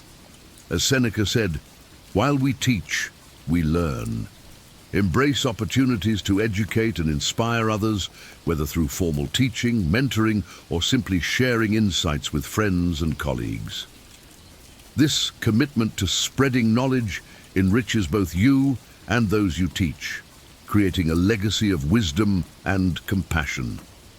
Let the Stoic principle of virtuous action guide you in being an exemplary teacher, contributing to the intellectual and moral growth of your community. 9. Embrace failure. Failure is an inevitable part of life and a powerful teacher. Stoicism teaches us to view failure not as a setback, but as an opportunity for growth. Embrace your failures with grace, understanding that they provide invaluable lessons and insights. Each failure is a step toward improvement and resilience. By accepting and analyzing your mistakes, you build the strength to overcome future challenges. This mindset shift transforms failures from sources of shame into catalysts for personal development. Remember, even the greatest achievements often follow numerous failures. As Marcus Aurelius reflected, "The impediment to action advances action. What stands in the way becomes the way." Let your failures be the way forward, guiding you toward greater wisdom and capability. Cultivate a Stoic attitude towards setbacks, seeing them as essential components of your journey. This approach not only enhances your resilience, but also inspires others to persevere. Embrace failure as a natural and beneficial part of life, leading you to continuous growth and success. 10. Remember, it's all luck. Acknowledging the role of luck in our lives fosters humility and compassion. Stoicism reminds us that many factors influencing our successes and failures are beyond our control. Recognizing this helps us remain humble in our achievements and empathetic towards others. We're all subject to the whims of fate, and understanding this can dissolve arrogance and judgment. It's important to strive and work hard, but equally crucial to acknowledge the serendipity that accompanies our efforts. This perspective encourages us to support and uplift others, knowing that their struggles might be due to circumstances they cannot change. As Seneca wisely observed, luck is what happens when preparation meets opportunity. Embrace this Stoic wisdom by preparing diligently and accepting the role of fortune. This balanced view nurtures gratitude for our blessings and motivates us to share our good fortune with others, creating a more just and compassionate world. By remembering the element of luck, we cultivate a life of humility, empathy, and generosity. 11. Don't rush. Life is not a race, it's a journey to be savored and explored. Stoicism teaches us to live in the present moment, appreciating the process rather than fixating on the outcome. Don't succumb to the pressure of having everything figured out immediately. Life will unfold in its own time, bringing a mix of joys and challenges. Embrace each phase with patience and curiosity. Rushing through life not only causes unnecessary stress, but also makes you miss the beauty of the present. As Epictetus advised, no great thing is created suddenly. Take time to reflect, learn, and grow at your own pace. Understand that it's okay to not have all the answers right now. Focus on making the most of each moment and let your path reveal itself gradually. By slowing down, you allow yourself to experience life more fully and meaningfully. This Stoic approach encourages a balanced and fulfilling life, where each step is valued and each experience is a lesson. Embrace the journey and let go of the need to rush. 12. Don't seek happiness. Happiness is an elusive goal that often slips away when pursued directly. Stoicism teaches that true contentment comes from living virtuously and fulfilling our duties. Instead of seeking happiness, focus on leading a meaningful life. Engage in activities that align with your values, contribute to the well-being of others, and develop your character. Happiness, when it comes, will be a byproduct of a life well lived. Avoid the trap of constantly chasing pleasure or avoiding pain. These are fleeting and unreliable sources of joy. Instead, cultivate inner peace through self-discipline, wisdom, and compassion. As Seneca noted, the happiness of your life depends upon the quality of your thoughts. Shift your focus from seeking happiness to creating value and living with integrity. By doing so, you will find a deeper and more enduring sense of fulfillment. Let Stoic principles guide you, leading to a life of purpose where happiness naturally follows as a consequence of virtuous living. Your 20s are a time of exploration and growth, and these 12 lessons are your compass for navigating this transformative decade. Embrace each insight with an open heart and a curious mind, and watch how they shape your journey towards a more fulfilling life. If these lessons resonate with you, don't keep them to yourself. Like this video, share it with your friends, and join our community by subscribing to our channel. Together we can continue to uncover wisdom and grow stronger every day. Your journey to a wiser, more purposeful life starts here. Don't miss out on the next steps. Hit that subscribe button and stay tuned for more enlightening content. Here are 10 things men should never do with women if they want to build meaningful, fulfilling relationships while staying true to themselves.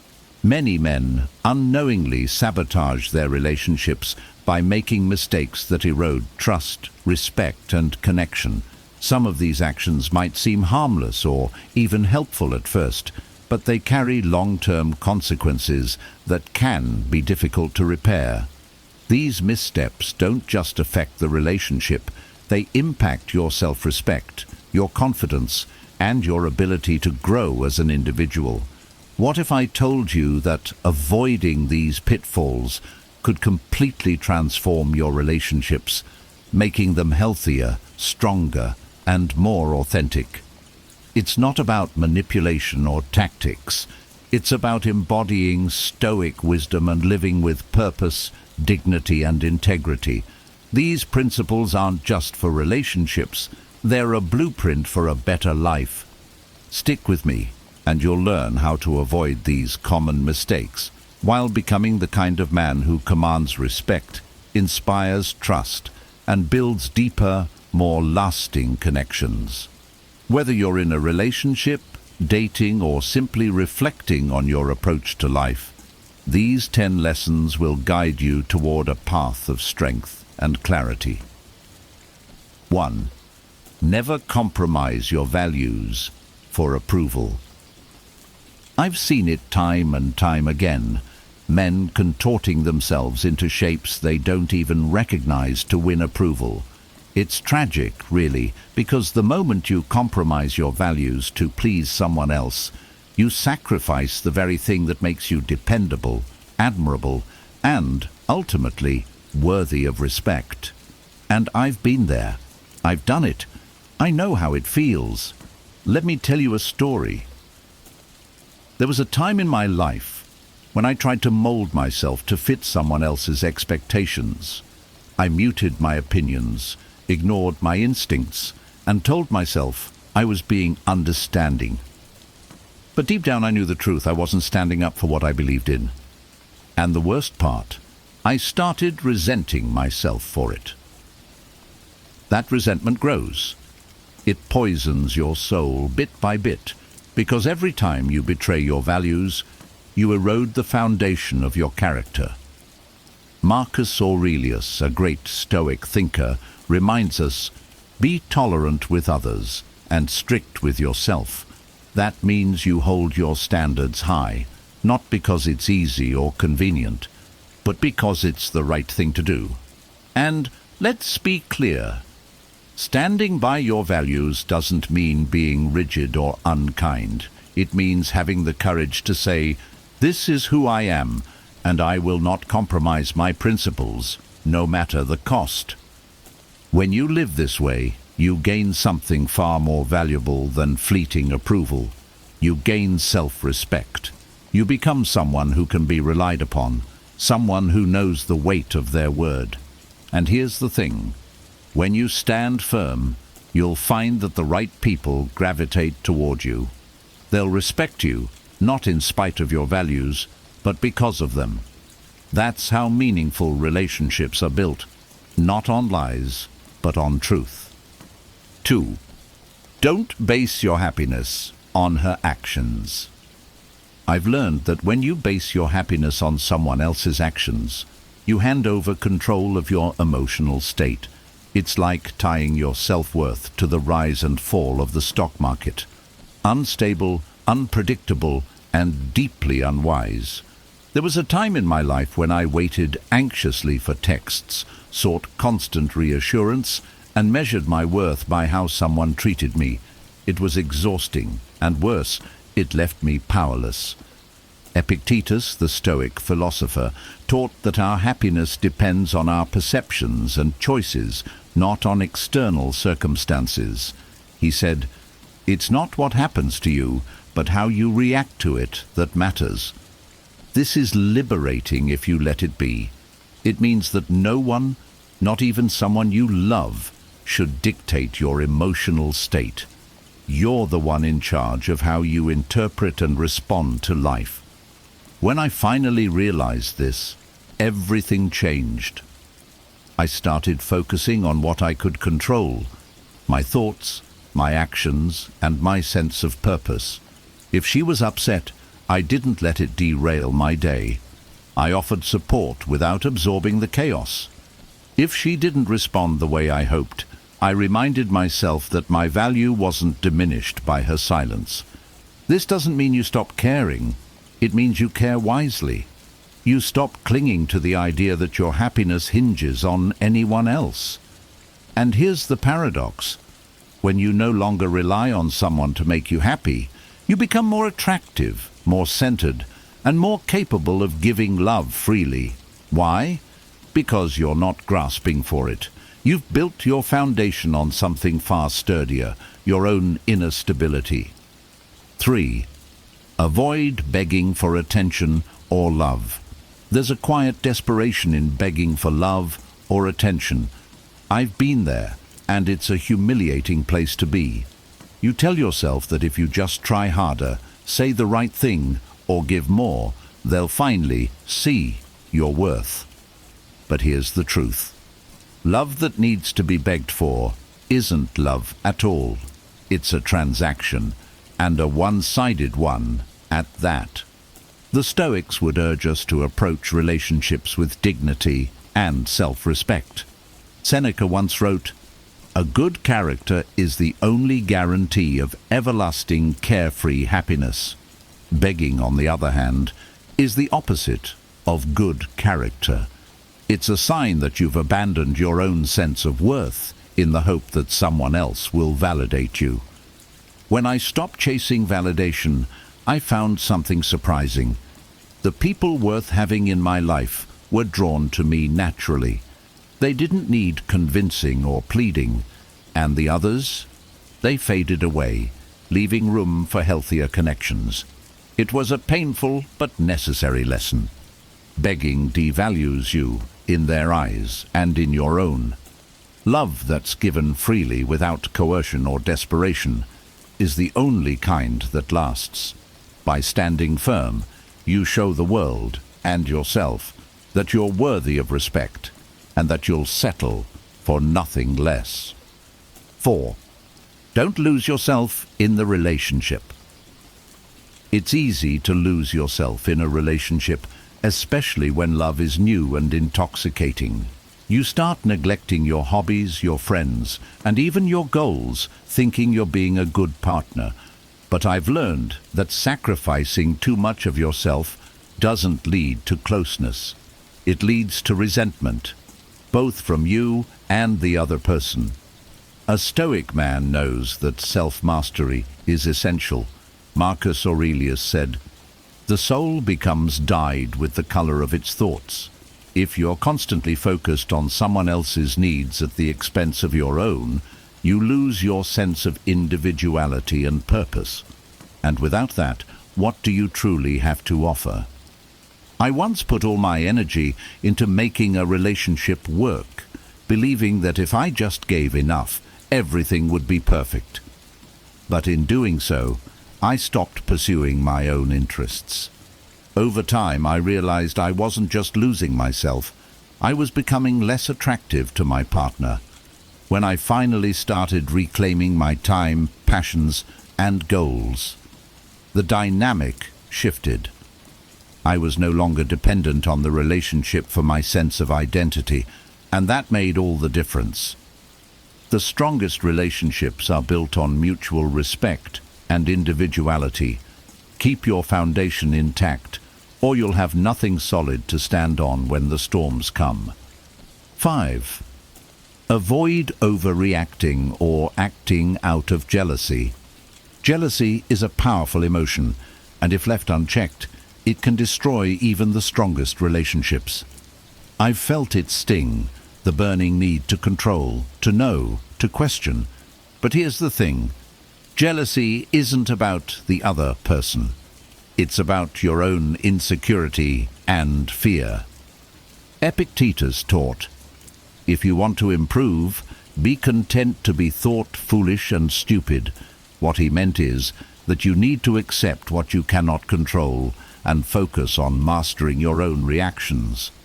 Jealousy often arises from imagining scenarios that may not even be real. It's irrational and counterproductive. When I learned to pause and reflect before reacting, everything changed. I started asking myself, what's really driving this feeling? Most of the time, it wasn't the other person. It was my own unresolved fears. By addressing those fears within myself, I became less reactive and more grounded. Jealousy isn't a sign of love. It's a sign of insecurity. A Stoic man works on building his own confidence and self-respect rather than trying to control someone else's behavior. That's where true strength lies. 6. Don't expect her to complete you. I used to believe in the idea of finding my other half. It's a romantic notion, isn't it? The idea that someone out there will fill all the gaps in your life and make you whole. But the truth is, expecting another person to complete you places an unfair burden on them and sets you up for disappointment. I've learned, painfully at times, that completeness isn't something you find in another. It's something you cultivate within yourself. The Stoics teach us to be self-sufficient. Epictetus said, "Freedom is the only worthy goal in life. It is won by disregarding things that lie beyond our control. Relying on someone else to complete you is the opposite of freedom. It binds you to their actions, moods, and flaws." I remember being in a relationship where I pinned all my hopes on the other person. When they were happy, I felt great. When they were upset, my world crumbled. I wasn't living my own life. I was living in reaction to theirs. That kind of dependency isn't love. It's a form of self-neglect. Completeness comes from building a life you're proud of, one filled with purpose, growth, and self-respect. When you do that, you enter relationships not as someone seeking to be fixed, but as someone ready to share your strength. And that's the foundation for a partnership that truly thrives. 7. Avoid gossiping or speaking ill of her. There's a destructive power in gossip, and I've seen it firsthand. When you vent about your partner to others, it might feel cathartic in the moment, but it plants seeds of mistrust and resentment, both in you and in the person you're confiding in. Seneca said, "It is a great thing to know the season for speech and the season for silence." This wisdom applies doubly in relationships. Speaking ill of someone you care about not only damages their reputation, but also undermines your own integrity. I once confided in a friend about a disagreement with my partner. My words were harsh, exaggerated, and frankly unfair. It felt good to vent, but later I realized I had tainted my friend's view of her. And for what? A fleeting sense of relief. It wasn't worth it. Since then, I've made a conscious effort to address issues directly with the person involved. It's not always easy, but it's the only way to maintain respect and honesty in a relationship. Gossiping might feel like a release, but it's a trap. The Stoic path is to speak with intention and kindness, or not at all. 8. Don't ignore red flags. I've ignored red flags before, convincing myself that things would get better or that I could fix them. It's a mistake I won't make again. The Stoics teach us to see things as they truly are, not as we wish them to be. Marcus Aurelius advised, "If someone can prove me wrong and show me my mistake, I will gladly change. I seek the truth, which never harmed anyone." Ignoring red flags is self-deception. It's choosing comfort over truth. I've stayed in relationships longer than I should have, hoping things would magically improve. But every time, those early warning signs proved to be the cracks that eventually broke the foundation. Now, I pay attention to what my instincts are telling me. If something feels off, I address it directly. Stoic wisdom reminds us that facing uncomfortable truths is far better than living in a comforting lie.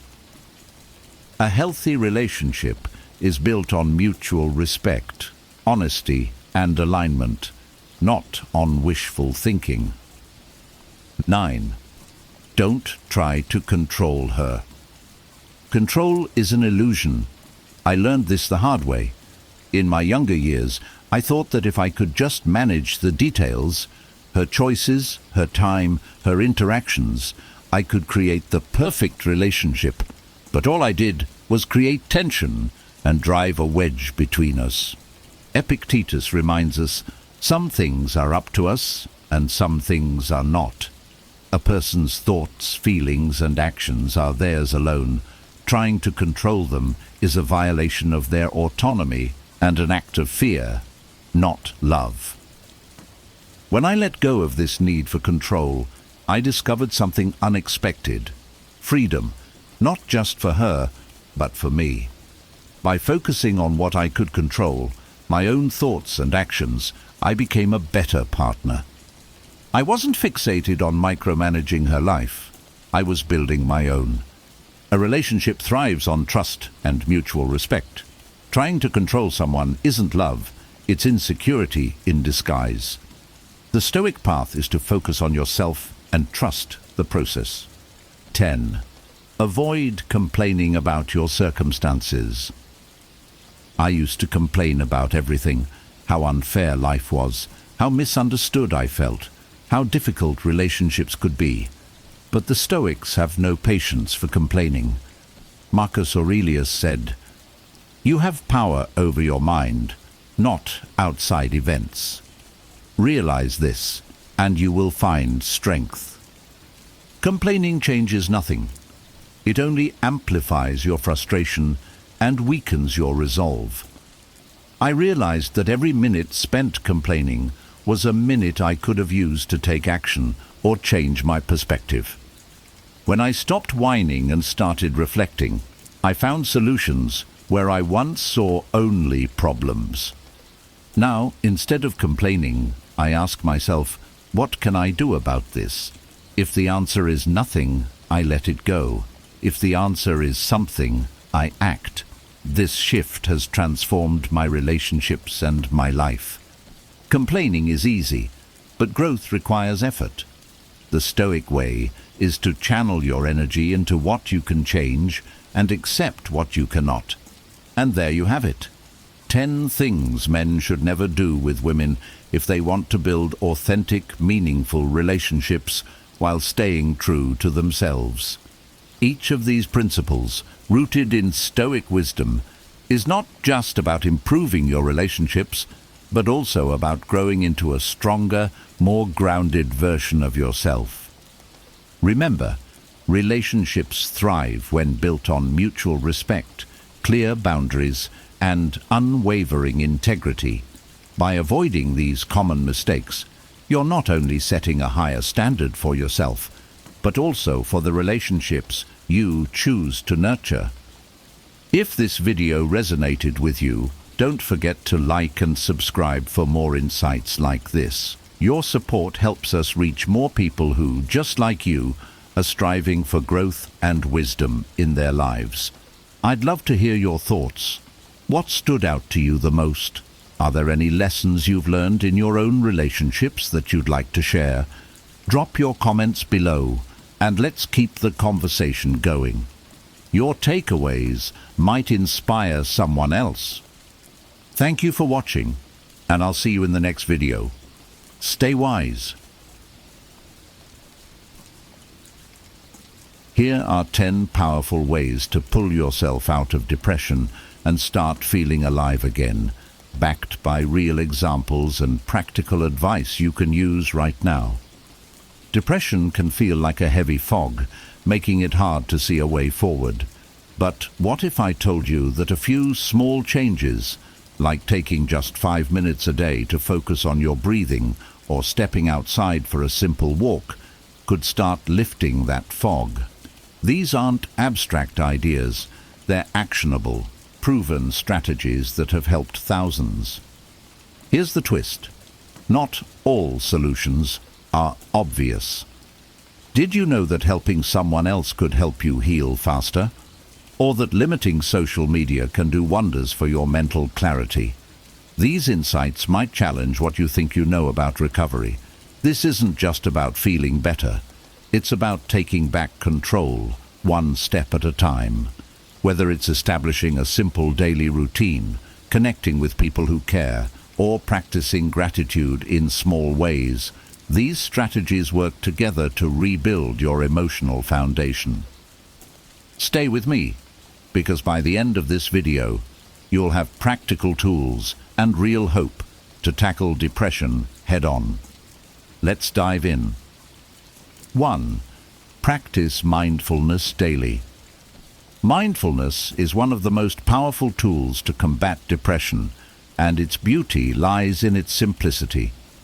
Depression often pulls us into the past, dwelling on regrets, mistakes, or lost opportunities, or thrusts us into the future, worrying about uncertainties. Mindfulness allows us to pause and fully experience the present moment, breaking this cycle of negativity. Take my friend Sarah, for example. She used to feel overwhelmed by her daily stress and constant thoughts about her past. Every evening, she'd find herself replaying conversations or worrying about things he couldn't control. One day, her therapist suggested mindfulness meditation. Initially skeptical, Sarah started small. She set a timer for 5 minutes and focused only on her breathing. Whenever her mind wandered, she gently brought it back. After a few weeks, Sarah noticed subtle changes. When she heard birds chirping outside, she paused to enjoy the sound instead of rushing through her morning. She started eating slower, savoring each bite of her meals rather than scrolling through her phone. Mindfulness isn't limited to meditation. It's about being present in any activity. For instance, while washing dishes, you can focus on the sensation of water on your hands or the sound of clinking plates. Similarly, during a walk, notice the colors of leaves, the texture of the ground, or the rhythm of your steps. Studies support Sarah's experience. Harvard research shows that mindfulness can significantly reduce symptoms of depression by rewiring the brain's neural pathways. You don't need to be perfect at it. The key is consistency. Even if you start with a single mindful breath, you're building a foundation to reclaim your mental peace. As Sarah often says now, mindfulness saved my mind, one moment at a time. 2. Prioritize physical activity. Physical activity is often referred to as a natural antidepressant, and for good reason. Exercise releases endorphins, which are chemicals in the brain that act as natural mood elevators. But beyond the science, real-life examples show how transformative movement can be for mental health. Take Jason, a 35-year-old graphic designer. When he was diagnosed with depression, his therapist suggested regular exercise. Jason hated gyms, so he started small, just walking around his block for 10 minutes each morning. At first, he didn't notice much change.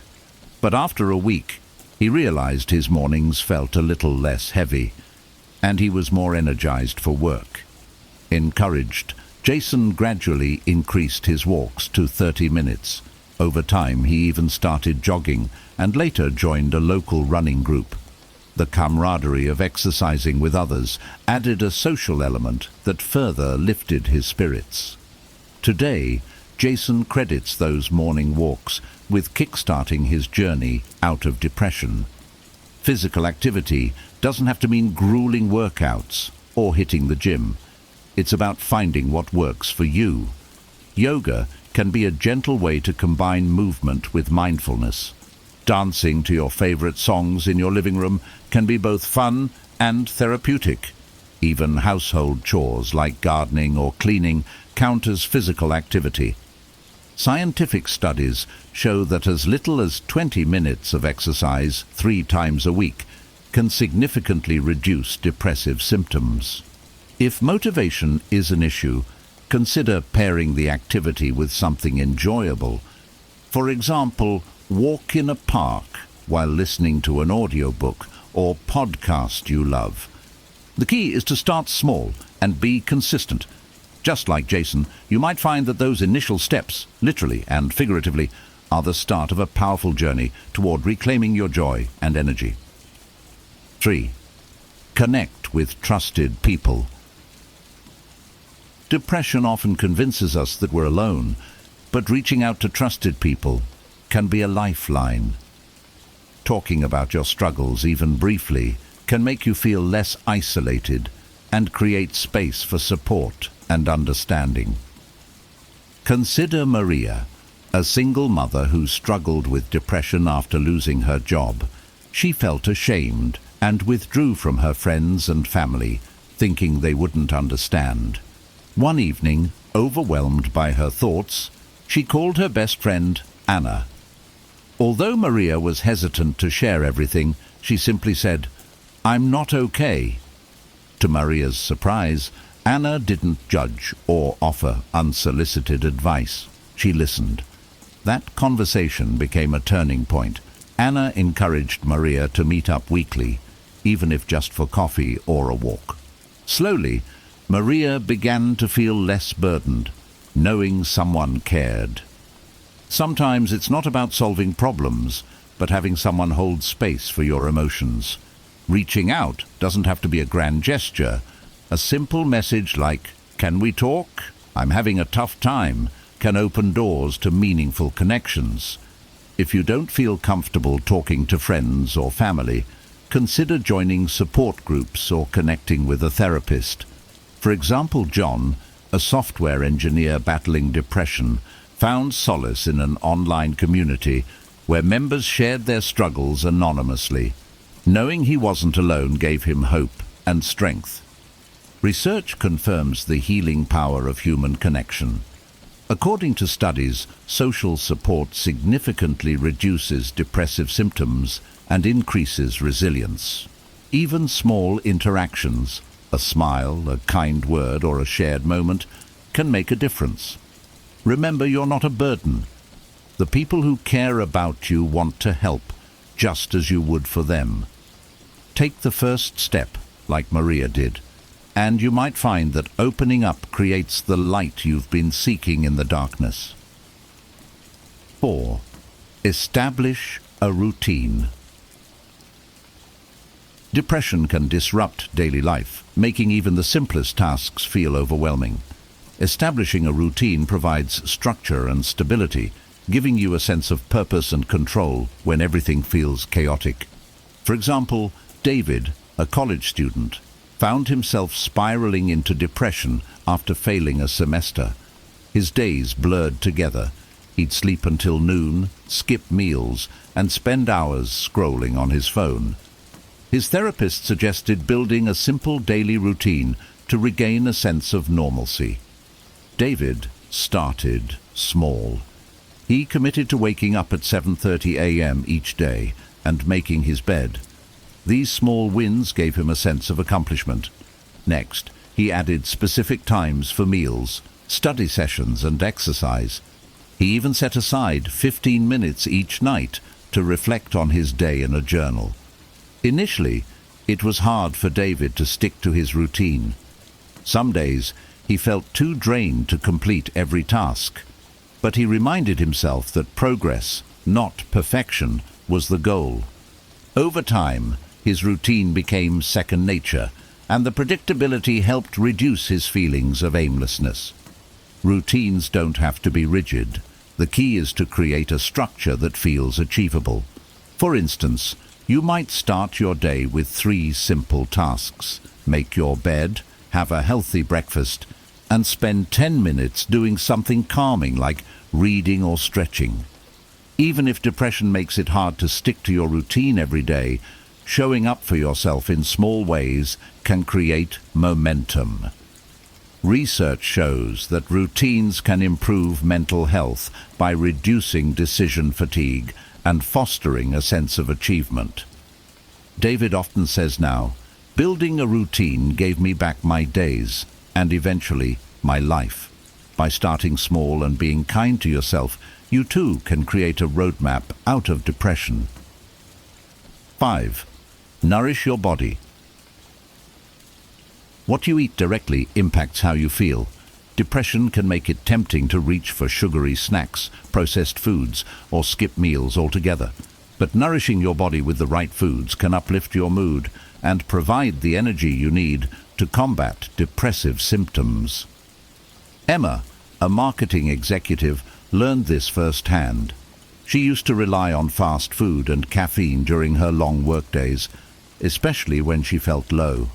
Her meals were quick fixes, burgers, chips, and endless cups of coffee. Over time, she noticed her energy levels crashing and her mood worsening. After consulting a nutritionist, Emma made small, manageable changes to her diet. She started incorporating omega-3 rich foods like salmon and walnuts, which are proven to support brain health. She swapped sugary snacks for fresh fruits like blueberries, known for their antioxidant properties. She also added leafy greens like spinach to her meals, boosting her intake of folate, a nutrient linked to improved mood. Within a few weeks, Emma felt the difference. Her energy was more consistent throughout the day, and her depressive episodes felt less overwhelming. She wasn't perfect. There were still days when she indulged in comfort food. But her overall habits shifted toward balance and nourishment. You don't have to overhaul your diet overnight. Start with simple changes, like drinking more water, adding a handful of nuts as a snack, or having a balanced breakfast. Avoid excessive sugar and processed foods, as they can lead to mood crashes. Research backs this up. A 2019 study found that a Mediterranean-style diet, rich in vegetables, fruits, whole grains, and healthy fats, can significantly reduce depression. Remember, food is fuel, not just for your body but for your mind. Like Emma, small dietary adjustments can pave the way to a healthier, happier you. 6. Engage in a creative outlet. Creativity can be a powerful escape from the grip of depression, providing a means to express emotions that might be too difficult to articulate. Engaging in a creative activity, whether it's painting, writing, crafting, or music, can help you process feelings and channel your energy into something meaningful.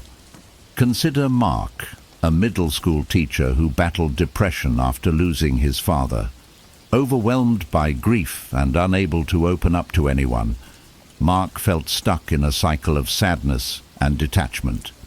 One evening, while rummaging through a closet, he found an old sketchbook from his college days. Hesitant but curious, he decided to start drawing again. At first, Mark's sketches were simple and unstructured, just random doodles while he listened to music. But as he kept at it, he found himself creating more elaborate drawings that reflected his emotions. A stormy sky represented his anger. A serene forest captured moments of peace. These drawings became a visual diary, helping him process his grief in a way words couldn't. Creative outlets don't have to be traditional art forms. Emily, for example, found baking therapeutic. The process of measuring ingredients, kneading dough, and watching her creations come to life gave her a sense of control and accomplishment during a particularly challenging time. Science supports this approach.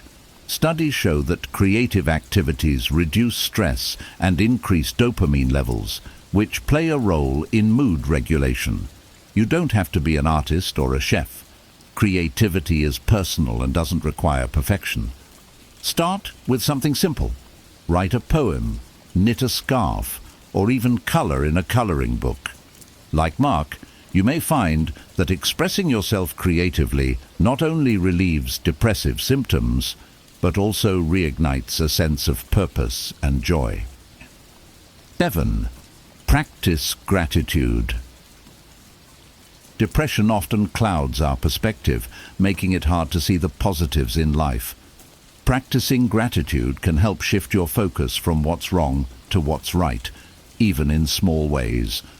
By acknowledging the good things, no matter how minor, you can reframe your outlook and reduce depressive symptoms. Take Lisa, a corporate lawyer who fell into depression after a stressful year at work. Her therapist suggested starting a gratitude journal. Skeptical at first, Lisa decided to give it a try. Each night before bed, she wrote down 3 things she was grateful for. The first few entries were simple. I had a good cup of coffee today, the sunset was beautiful, and I finished my work without overtime. Over time, Lisa found herself noticing more positive moments throughout the day, knowing she'd need to write about them later. This small habit shifted her mindset from focusing on her stress to appreciating life's everyday joys. Gratitude isn't just about journaling. It can be expressed in different ways. For example, John, a college student battling depression, started texting a friend or family member each day to thank them for something specific, like their support or a kind gesture. The responses he received deepened his connections and reminded him that he wasn't alone. Research supports the benefits of gratitude. Studies show that regularly practicing gratitude can increase happiness and reduce symptoms of depression by fostering a sense of appreciation and perspective. If writing or texting feels like too much, start mentally listing 3 things you're grateful for when you wake up or before you sleep. Like Lisa, you may find that even in the darkest times, gratitude is a light that can guide you toward healing. 8. Limit social media use. Social media, while a tool for connection, can often exacerbate feelings of inadequacy and loneliness, especially when you're battling depression. The curated highlight reels of others' lives can make you compare your worst moments to someone else's best, deepening the sense of despair. Emily, a 27-year-old designer, discovered this firsthand. After a breakup, she found herself scrolling endlessly through Instagram, seeing happy couples and picture-perfect vacations. It only made her feel worse. Her therapist suggested a 7-day social media detox to break the habit. Reluctantly, Emily removed social apps from her phone and replaced that time with activities like reading and journaling. By the end of the week, she felt lighter and more present in her daily life. Encouraged, she reinstalled the apps, but set boundaries. No more than 30 minutes a day, and no social media in the first hour after waking or before bed. For others, limiting social media can mean unfollowing accounts that trigger negative feelings, or using features to mute posts without unfriending people. John, a college student, replaced scrolling with a healthier habit, going for short walks or calling a friend when he felt tempted to pick up his phone. Studies confirm the negative effects of excessive social media use on mental health. A University of Pennsylvania study found that reducing social media time to 30 minutes a day significantly lowers depression and loneliness. If a complete detox feels daunting, start small. Designate tech-free hours or try apps that monitor and limit screen time. Like Emily, you might find that stepping away from the virtual world allows you to focus on the real one and on the moments that truly matter. 9. Seek professional help. Depression can feel overwhelming, and sometimes self-help strategies aren't enough. Seeking professional help is a brave and essential step toward healing. Therapists, counselors, and psychiatrists are trained to provide tools and treatments tailored to your needs, offering support that can make a significant difference. Consider Alex, a 42-year-old accountant who struggled with severe depression after losing his job. He initially resisted therapy, believing he should tough it out on his own, but as his symptoms worsened, loss of appetite, insomnia, and constant fatigue, his wife encouraged him to see a therapist.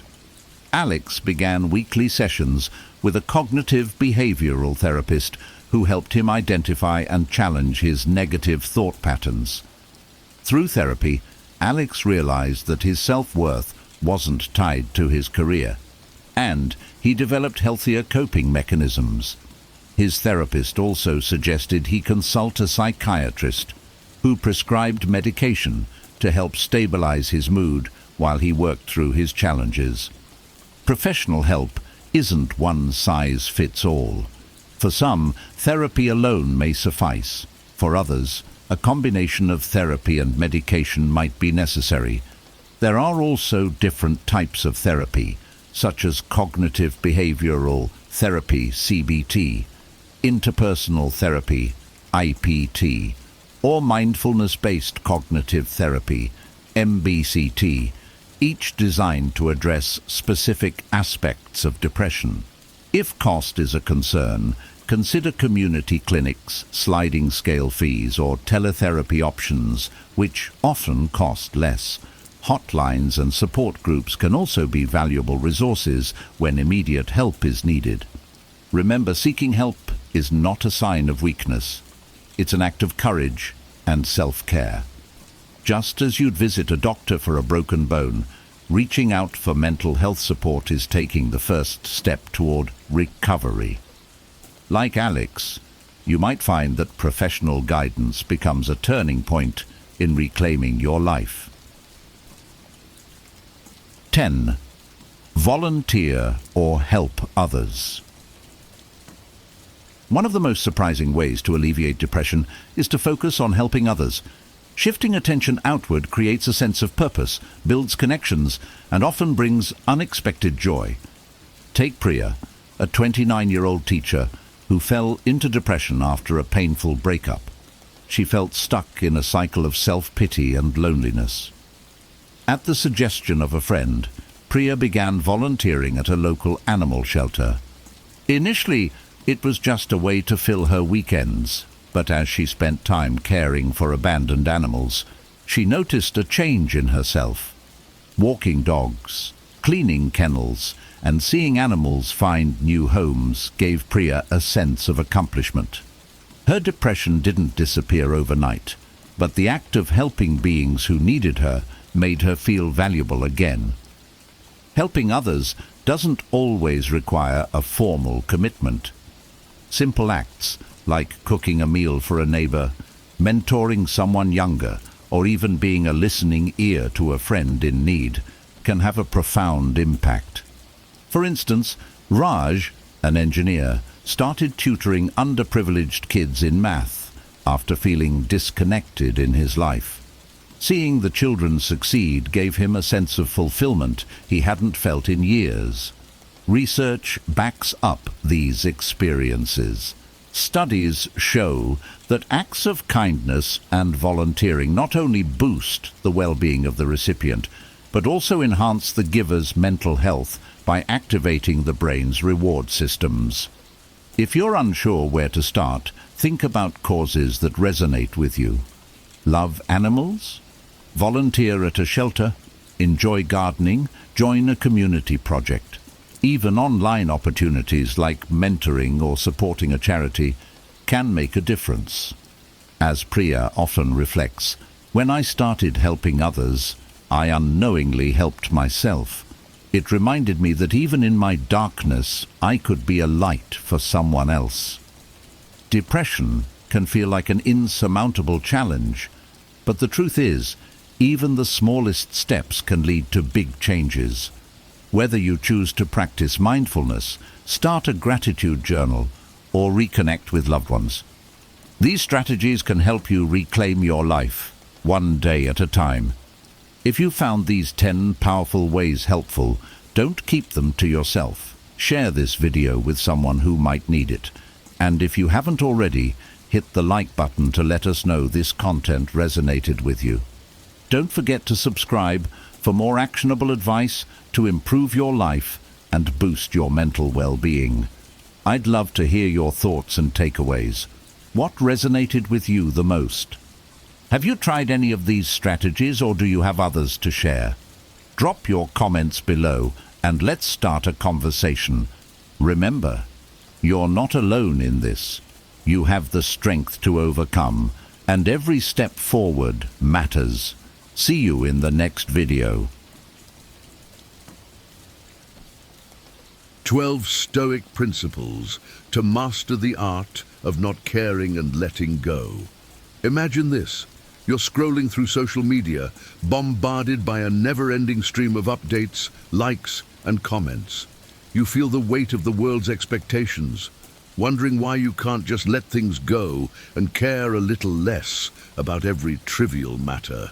But what if I told you there's a treasure trove of ancient wisdom that holds the key to mastering the art of not caring and letting go? Welcome, fellow Stoics of the digital age.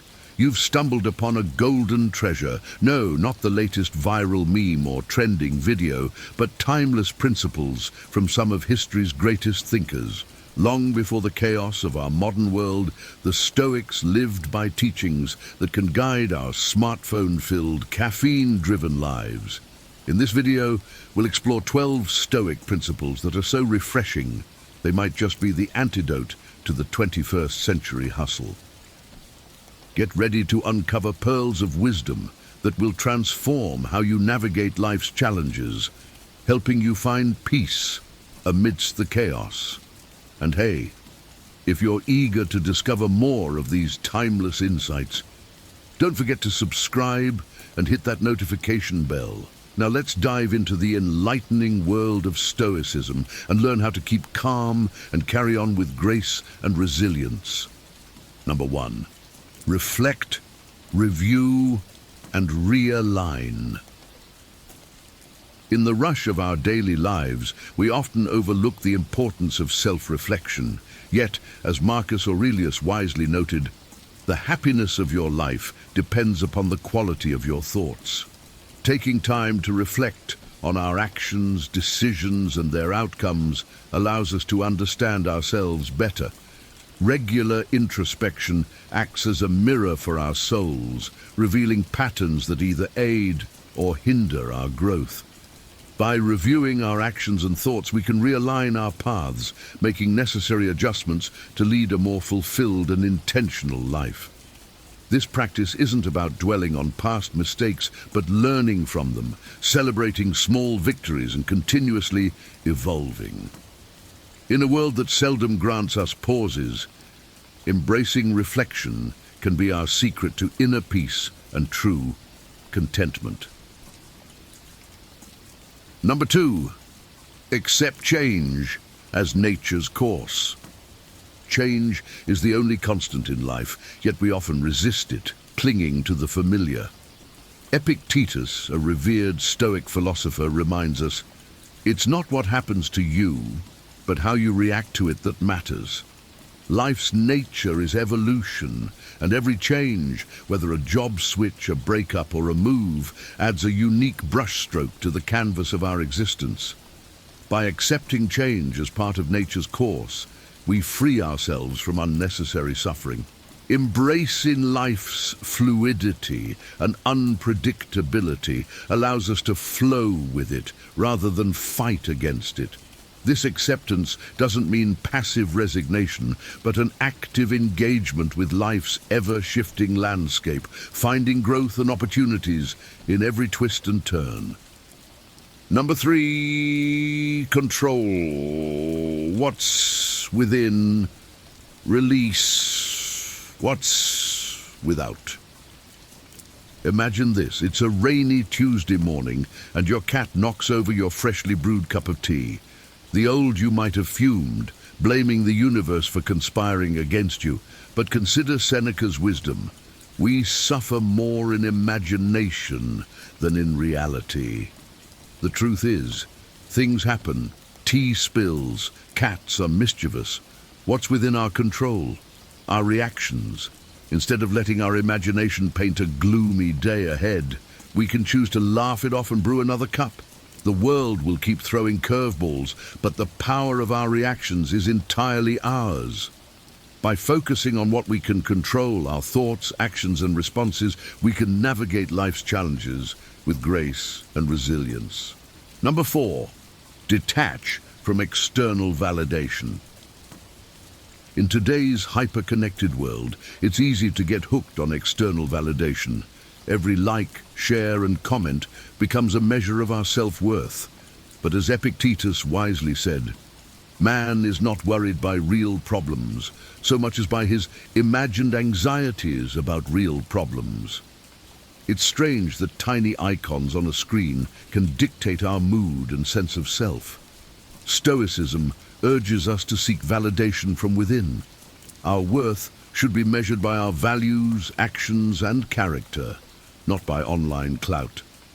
The next time a post doesn't get the expected traction or someone leaves a snide comment, remember, your worth is not up for public voting. You are your own judge and jury, and true confidence comes from within. Number 5, recognize life's natural cycles. Loss is a natural part of life, be it a favorite hoodie, a cherished memory, or a loved one. Marcus Aurelius poignantly stated, "Loss is nothing else but change, and change is nature's delight." In the vast ecosystem of existence, everything has its season. Trees shed leaves only to sprout new ones, and similarly, life presents endings and beginnings. Each change teaches us, shapes us, and adds to our resilience. Rather than clinging to what was, Stoicism invites us to appreciate life's impermanence. By understanding and embracing the cycles of loss and renewal, we can live fully, love deeply, and let go gracefully, knowing that every sunset makes way for a new sunrise. Number 6, seek growth in adversity. Who hasn't faced a challenge, whether it's a difficult boss, an endless pile of bills, or a perpetually late train? It's easy to complain and wish for an easier life. However, Seneca reminds us, difficulties strengthen the mind, as labor does the body.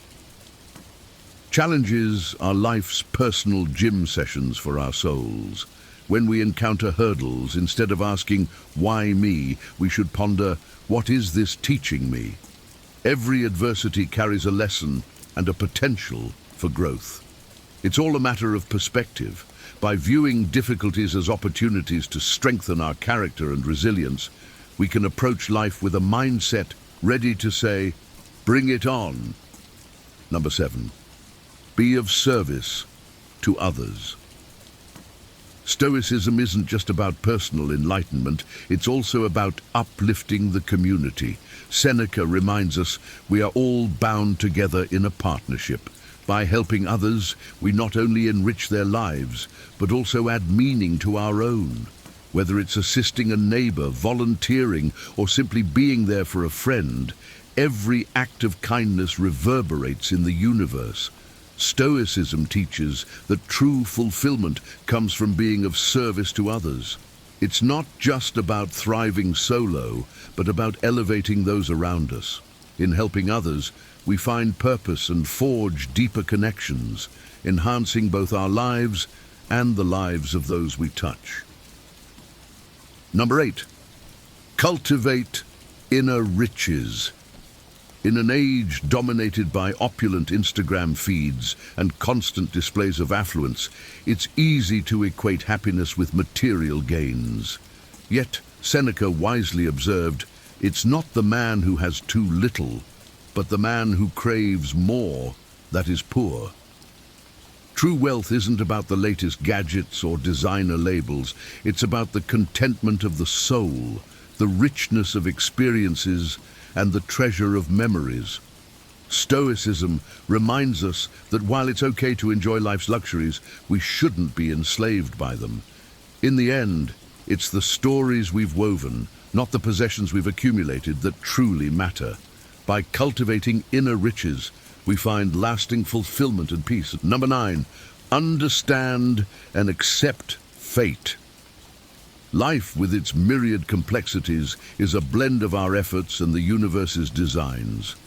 Epictetus advises, don't demand that things happen as you wish, but wish that they happen as they do happen.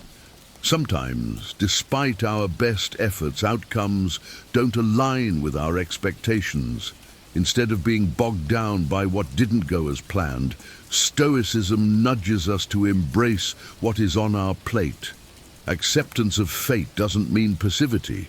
It means actively engaging with life, finding peace in the present moment, and trusting the journey.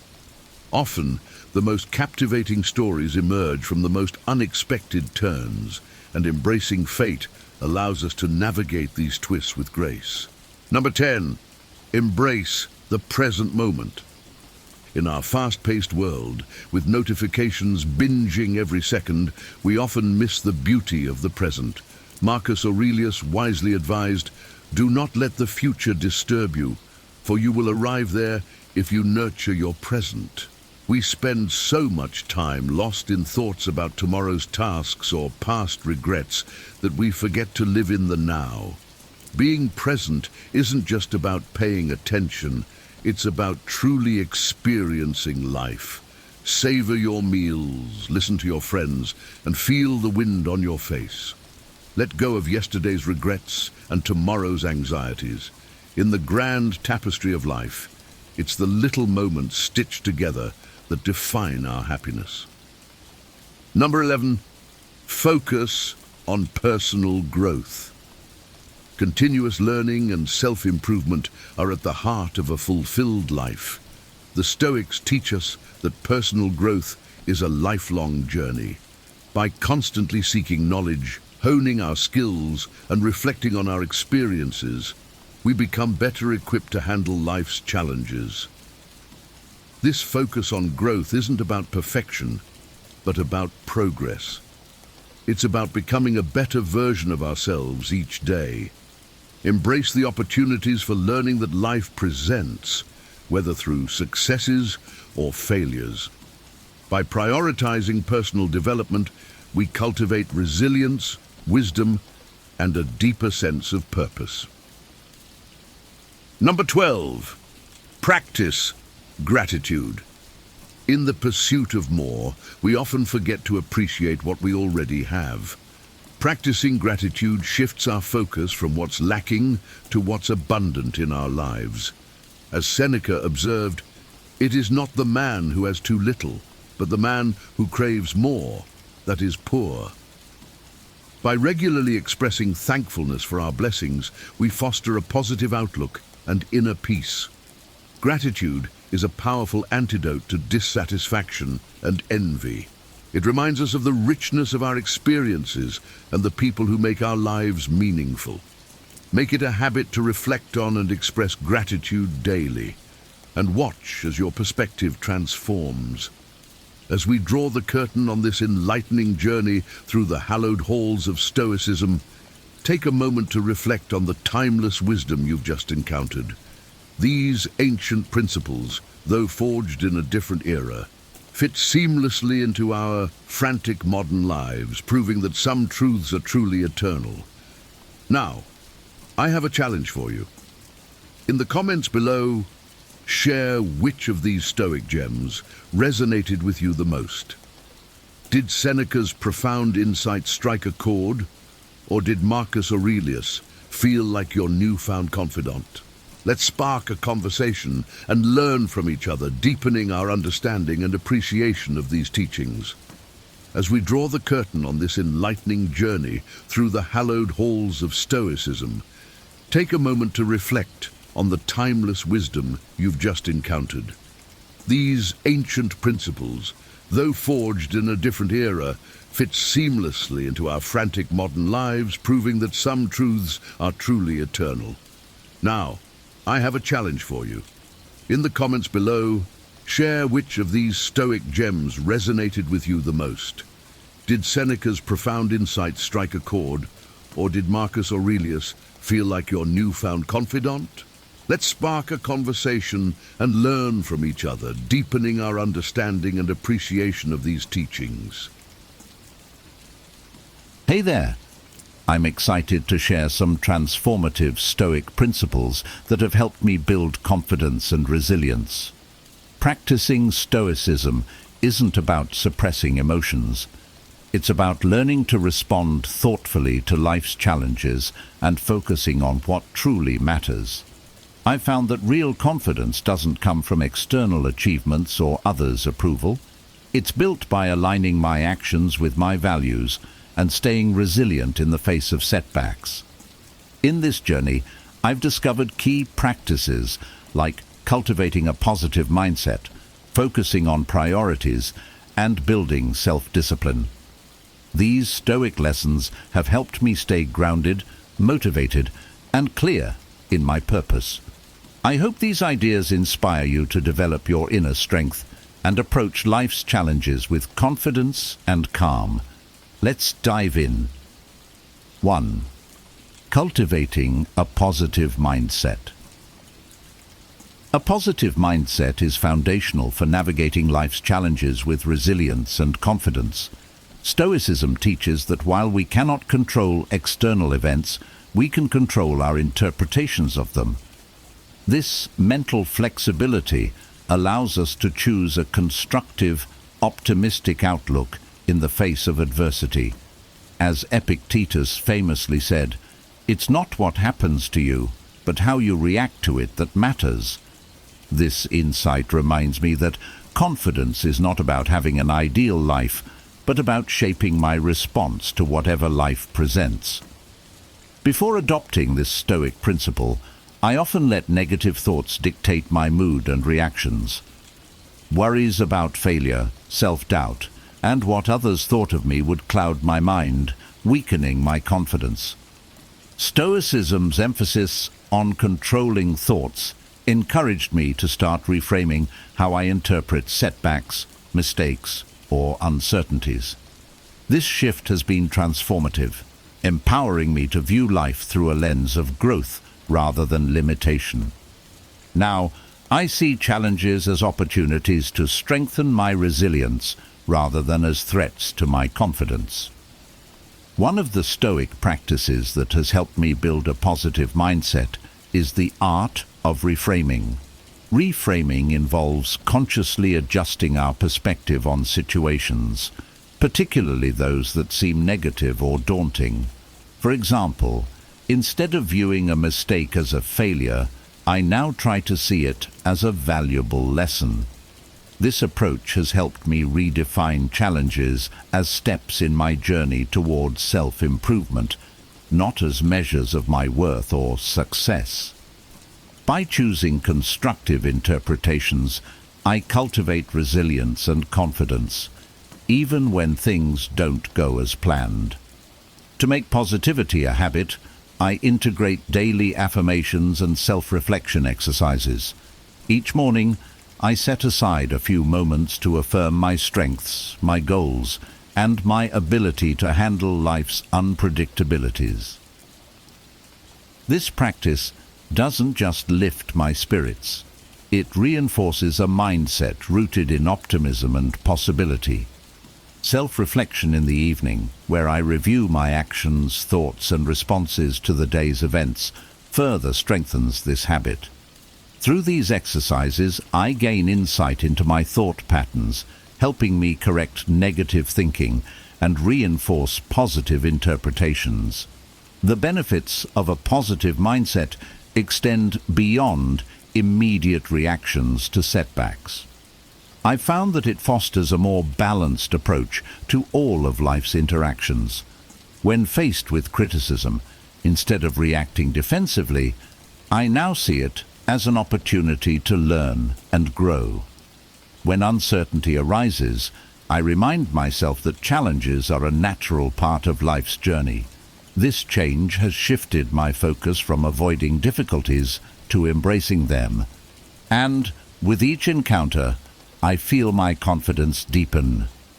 Stoicism has shown me that optimism isn't about ignoring difficulties, but about choosing a response that empowers me. By making a habit of reframing and self-reflection, I've created a mindset that reinforces inner strength, reduces anxiety, and encourages me to face life's uncertainties with a steady sense of self-assurance. This approach has not only boosted my confidence, but has also helped me cultivate a more resilient, optimistic view of myself and the world around me. 2. Practicing mindfulness and presence. Mindfulness, or the practice of being fully present in the moment, is an essential Stoic principle that brings clarity, calm, and a stronger sense of confidence. In a world where we are constantly bombarded by information and distractions, it's easy to get caught up in thoughts of the past or worries about the future. Practicing mindfulness helps us tune into the present, enabling us to experience life fully while letting go of anxieties over things outside our control. Marcus Aurelius, one of Stoicism's most prominent figures, emphasized this practice, advising us to confine yourself to the present. By embracing this mindset, I find greater confidence in my ability to face challenges, knowing I am grounded in the here and now. Before integrating mindfulness into my life, I frequently found myself overwhelmed by thoughts about things I couldn't change or control. Worries about future outcomes or past mistakes consumed my mind, draining my energy and reducing my ability to enjoy the present moment. However, Stoicism's emphasis on presence and acceptance has been instrumental in shifting my focus. By learning to anchor myself in the present, I am able to approach situations calmly, making decisions based on what's happening now instead of being influenced by imagined future fears or past regrets. Mindfulness also helps me engage more fully in everything I do, which in turn boosts my confidence. When I am truly present, whether in a work task, a conversation, or even a personal hobby, I give my best effort, unclouded by distractions. This sense of deep engagement brings about a feeling of mastery and accomplishment, reinforcing my belief in my own abilities. I find that when I'm fully focused, I'm better able to make clear, thoughtful decisions, and I can respond to challenges with greater clarity and resilience. To make mindfulness a habit, I incorporate simple practices throughout my day. I start with brief breathing exercises each morning to center myself and set a calm tone for the day.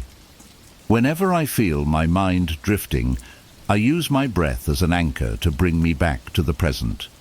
For example, during high-pressure situations, I pause and take a few deep breaths to calm my mind, allowing me to refocus and respond thoughtfully rather than react impulsively. These short pauses have been instrumental in helping me stay centered, particularly when faced with stressful or overwhelming situations. Mindfulness doesn't just involve controlling thoughts, it also involves cultivating a sense of gratitude for the present. The Stoics encouraged practicing gratitude as a way to appreciate life's simple moments rather than constantly striving for something more. I've learned to savor these small moments of joy, whether it's a meal, a walk outside, or time spent with loved ones. This practice of gratitude keeps me grounded and reminds me that life is happening here and now, making me feel more content and secure in the present moment. By practicing mindfulness and being present, I feel more in control of my life. I am no longer lost in regrets or anxieties, but instead approach each day with clarity and purpose. This sense of focus, calm, and gratitude has strengthened my inner confidence, allowing me to face life's challenges with a steady and assured mindset. 3. Embracing a continuous learning mindset. A continuous learning mindset is central to Stoic philosophy, encouraging us to stay curious, adaptable, and open to growth throughout our lives. Stoicism teaches that wisdom is the highest virtue, and that knowledge is never complete. Epictetus once said, "It is impossible for a man to learn what he thinks he already knows," a reminder that confidence doesn't come from believing we know everything, but from being open to learning and growth. This insight has been transformative for me, shifting my focus from needing to be right to being willing to grow. Before adopting this mindset, I often felt hesitant about unfamiliar situations, fearing that I wasn't adequately prepared or that I would make mistakes.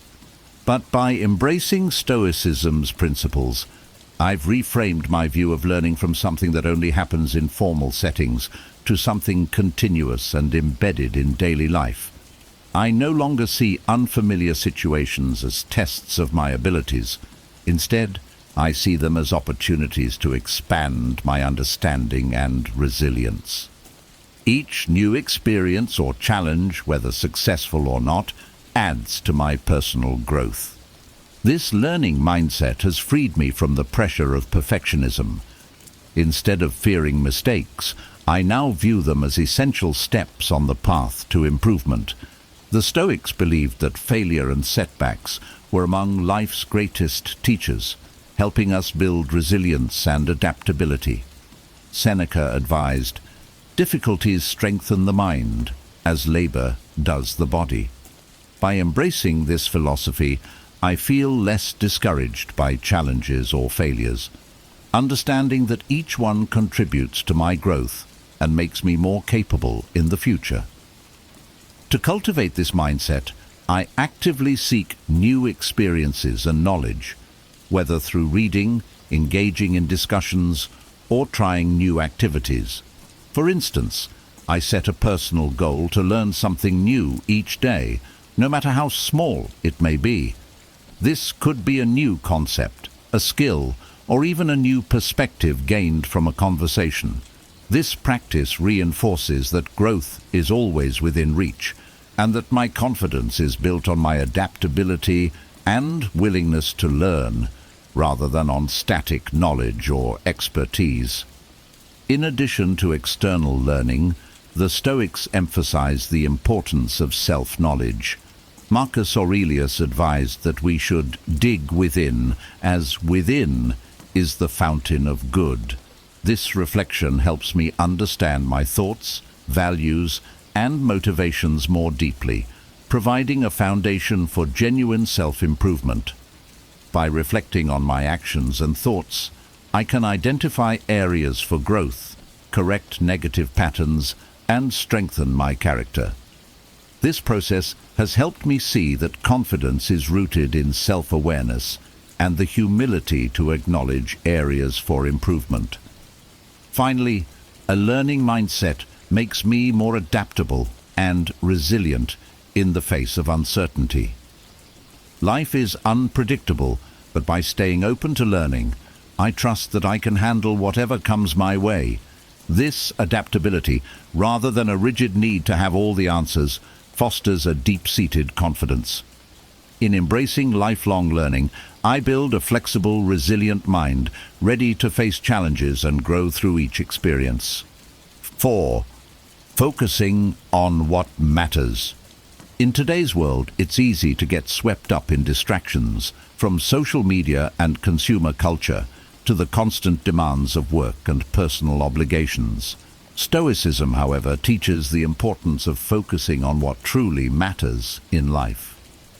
Epictetus expressed this insight beautifully, saying, "Wealth consists not in having great possessions, but in having few wants." This has helped me realize that real fulfillment, and consequently confidence, doesn't come from accumulating achievements or material goods, but from dedicating myself to my core values and focusing on what aligns with my purpose.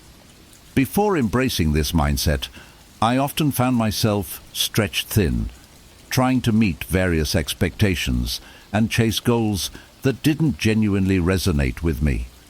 I thought that confidence was built through external accomplishments or the approval of others.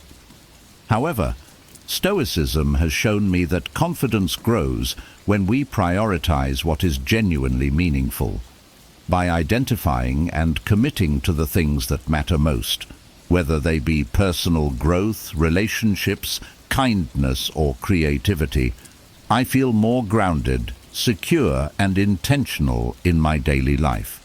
One way I practice this focus is by periodically revisiting and clarifying my values. I ask myself, what do I truly care about? And does this goal or task align with those values? This exercise has helped me become more selective about how I spend my time and energy. For example, rather than pursuing activities purely for external validation, I now focus on actions that reflect my core values and bring lasting fulfillment. This realignment has given me a sense of purpose and direction, making me feel more confident in my choices. Focusing on what matters also involves letting go of the need for external validation. It's natural to want to be appreciated or recognized by others, but Stoicism reminds us that these opinions are outside our control. Marcus Aurelius advised, "The happiness of your life depends upon the quality of your thoughts." This teaching underscores the importance of inner values over outward recognition. By concentrating on what's meaningful to me, I no longer rely on others' opinions to define my worth. Instead, my confidence grows from knowing I am living authentically, aligned with my principles. This focus also means learning to set boundaries and say no to commitments that don't align with my purpose. I've learned that saying no is essential to protect my energy for what truly matters. While this was challenging at first, it has been empowering. By choosing to engage only in activities that resonate with my values, I feel a stronger sense of ownership over my time and a deeper confidence in my decisions. Ultimately, focusing on what matters leads to a simpler, more intentional life. The Stoics believed that simplicity is key to a meaningful existence, as it clears away the clutter that detracts from our inner peace. As I concentrate on my values and priorities, I find that I am less affected by life's distractions. This clarity provides a strong foundation for self-assurance, giving me the confidence to navigate life's complexities with a steady and clear mind. By dedicating myself to what truly matters, I cultivate a sense of fulfillment that is grounded in purpose rather than in fleeting achievements or external validation. 5. Practicing self-reflection. Self-reflection is one of the most powerful tools for personal growth and is central to Stoic philosophy. Stoicism teaches that self-awareness and honesty are essential for a meaningful life.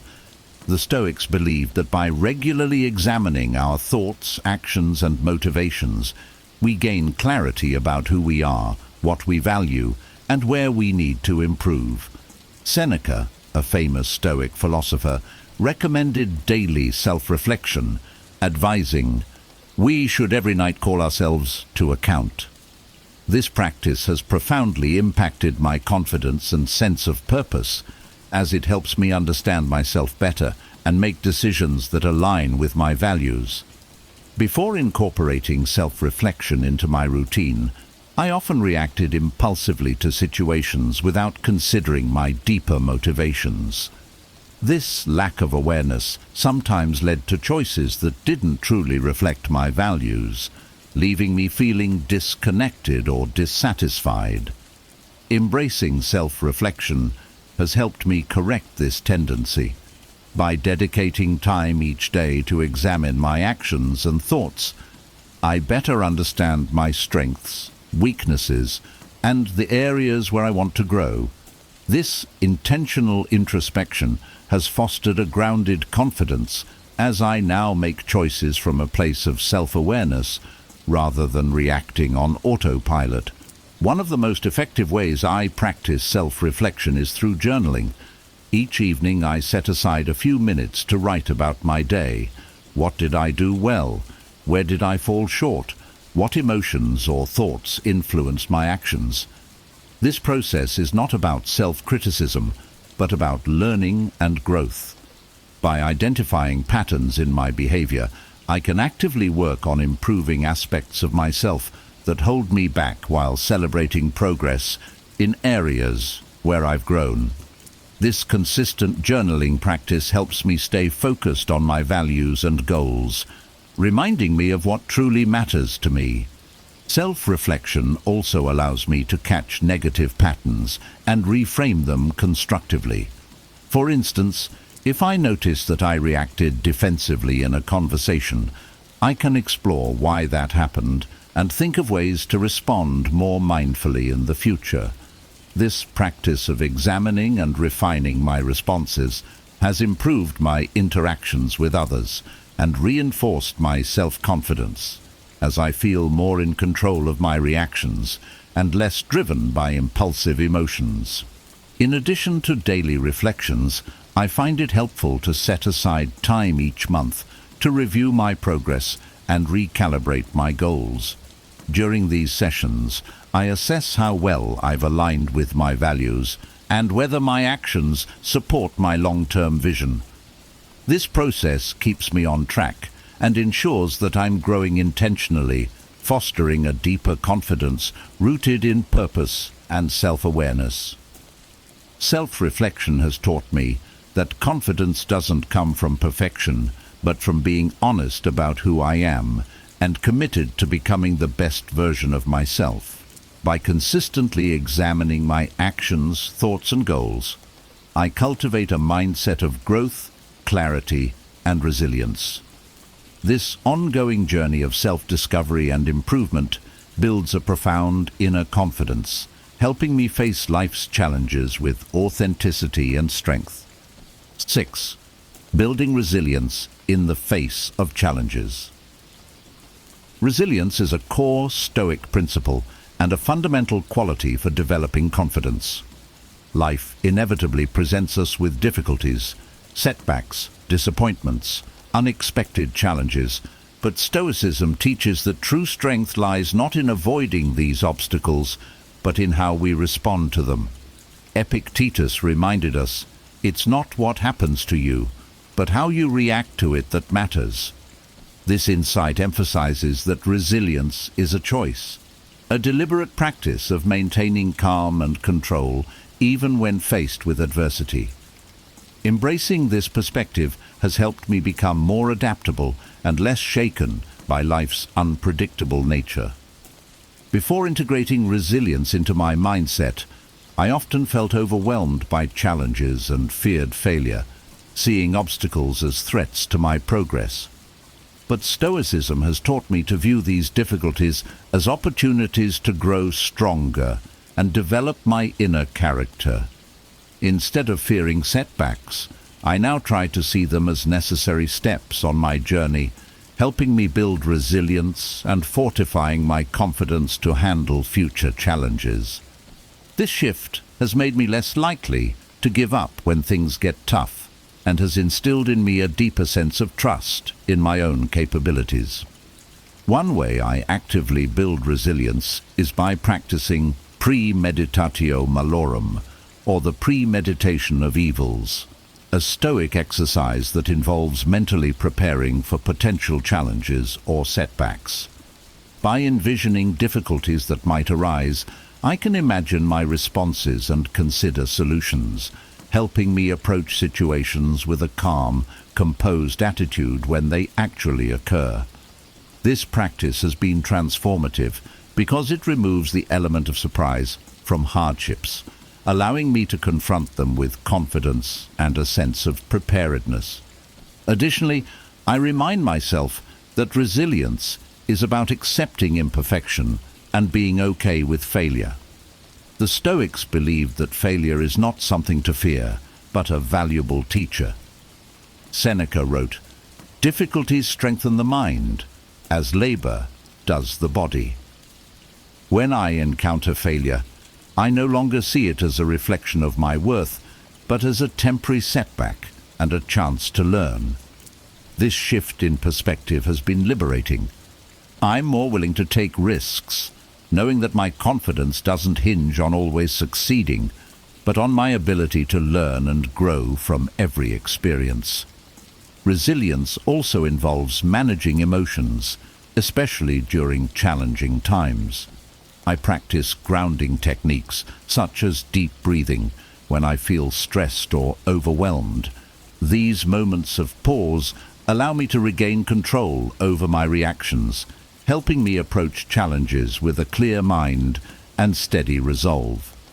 By grounding myself in the present and focusing on what I can control, I minimize the impact of external events and maintain a sense of inner stability.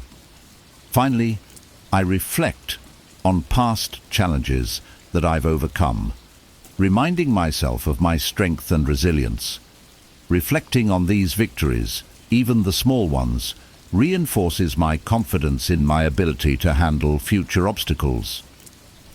Each time I face a hardship and emerge stronger, my resilience and self-assurance grow, creating a foundation of confidence built not on easy successes, but on the triumph over adversity. By embracing resilience as a daily practice, I cultivate a steady, adaptable mindset that helps me navigate life's ups and downs with confidence. This resilience not only strengthens my character, but also deepens my trust in my own ability to face challenges with courage and composure. 7. Practicing gratitude. Daily. Gratitude is a powerful Stoic principle that fosters inner peace, resilience, and confidence.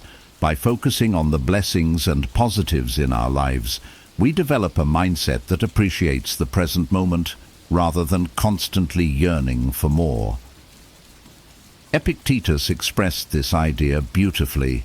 He is a wise man who does not grieve for the things which he has not, but rejoices for those which he has. Practicing gratitude has shown me that true wealth lies not in acquiring more, but in fully appreciating what I already have. This shift has brought a sense of fulfillment that fuels my confidence and contentment. Before incorporating gratitude into my daily routine, I often found myself focusing on what I lacked. I'd dwell on things I hadn't achieved, possessions I didn't own, or future goals I hadn't reached. This lack mindset created an undercurrent of dissatisfaction, making it difficult to feel confident or satisfied. By practicing gratitude, I've learned to redirect my focus to the present and recognize the abundance in my life. This change has reduced feelings of inadequacy and scarcity, replacing them with a deeper sense of appreciation and self-assurance. One of the simplest but most transformative ways I practice gratitude is through daily journaling. Each evening, I take a few minutes to write down 3 things I'm grateful for. These can be as simple as a warm meal, a conversation with a friend, or the opportunity to learn something new. This habit may seem small, but it has profoundly impacted my outlook. By consistently acknowledging the positives in my life, I reinforce a mindset that sees the good in each day, regardless of what challenges I may be facing. Gratitude has also taught me to appreciate the journey, rather than fixating solely on outcomes. Instead of focusing exclusively on future goals, I've started valuing the steps I take each day. This shift allows me to celebrate progress and enjoy the process of growth, which naturally builds confidence. When I focus on small victories and appreciate the present, I feel more grounded, recognizing that each day contributes to my overall development. In addition to journaling, I've incorporated mindfulness exercises that emphasize gratitude. For instance, during moments of stress or self-doubt, I pause and reflect on things that are going well in my life. This practice helps me shift my perspective from what's going wrong to what's going right. Hey there! I'm excited to share some transformative Stoic principles that have helped me build confidence and resilience. Practicing Stoicism isn't about suppressing emotions. It's about learning to respond thoughtfully to life's challenges and focusing on what truly matters. I've found that real confidence doesn't come from external achievements or others' approval. It's built by aligning my actions with my values and staying resilient in the face of setbacks. In this journey, I've discovered key practices like cultivating a positive mindset, focusing on priorities, and building self-discipline. These Stoic lessons have helped me stay grounded, motivated, and clear in my purpose. I hope these ideas inspire you to develop your inner strength and approach life's challenges with confidence and calm. Let's dive in. 1. Cultivating a positive mindset. A positive mindset is foundational for navigating life's challenges with resilience and confidence. Stoicism teaches that while we cannot control external events, we can control our interpretations of them. This mental flexibility allows us to choose a constructive, optimistic outlook in the face of adversity. As Epictetus famously said, "It's not what happens to you, but how you react to it that matters." This insight reminds me that confidence is not about having an ideal life, but about shaping my response to whatever life presents. Before adopting this Stoic principle, I often let negative thoughts dictate my mood and reactions. Worries about failure, self-doubt, and what others thought of me would cloud my mind, weakening my confidence. Stoicism's emphasis on controlling thoughts encouraged me to start reframing how I interpret setbacks, mistakes, or uncertainties. This shift has been transformative, empowering me to view life through a lens of growth rather than limitation. Now, I see challenges as opportunities to strengthen my resilience rather than as threats to my confidence. One of the Stoic practices that has helped me build a positive mindset is the art of reframing. Reframing involves consciously adjusting our perspective on situations, particularly those that seem negative or daunting. For example, instead of viewing a mistake as a failure, I now try to see it as a valuable lesson. This approach has helped me redefine challenges as steps in my journey towards self-improvement, not as measures of my worth or success. By choosing constructive interpretations, I cultivate resilience and confidence, even when things don't go as planned. To make positivity a habit, I integrate daily affirmations and self-reflection exercises. Each morning, I set aside a few moments to affirm my strengths, my goals, and my ability to handle life's unpredictabilities. This practice doesn't just lift my spirits. It reinforces a mindset rooted in optimism and possibility. Self-reflection in the evening, where I review my actions, thoughts, and responses to the day's events, further strengthens this habit. Through these exercises, I gain insight into my thought patterns, helping me correct negative thinking and reinforce positive interpretations. The benefits of a positive mindset extend beyond immediate reactions to setbacks. I've found that it fosters a more balanced approach to all of life's interactions. When faced with criticism, instead of reacting defensively, I now see it as an opportunity to learn and grow. When uncertainty arises, I remind myself that challenges are a natural part of life's journey. This change has shifted my focus from avoiding difficulties to embracing them. And with each encounter, I feel my confidence deepen.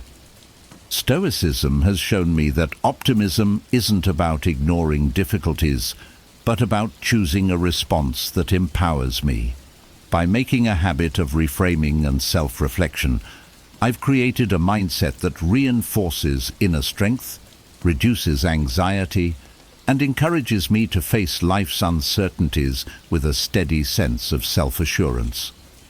This approach has not only boosted my confidence, but has also helped me cultivate a more resilient, optimistic view of myself and the world around me.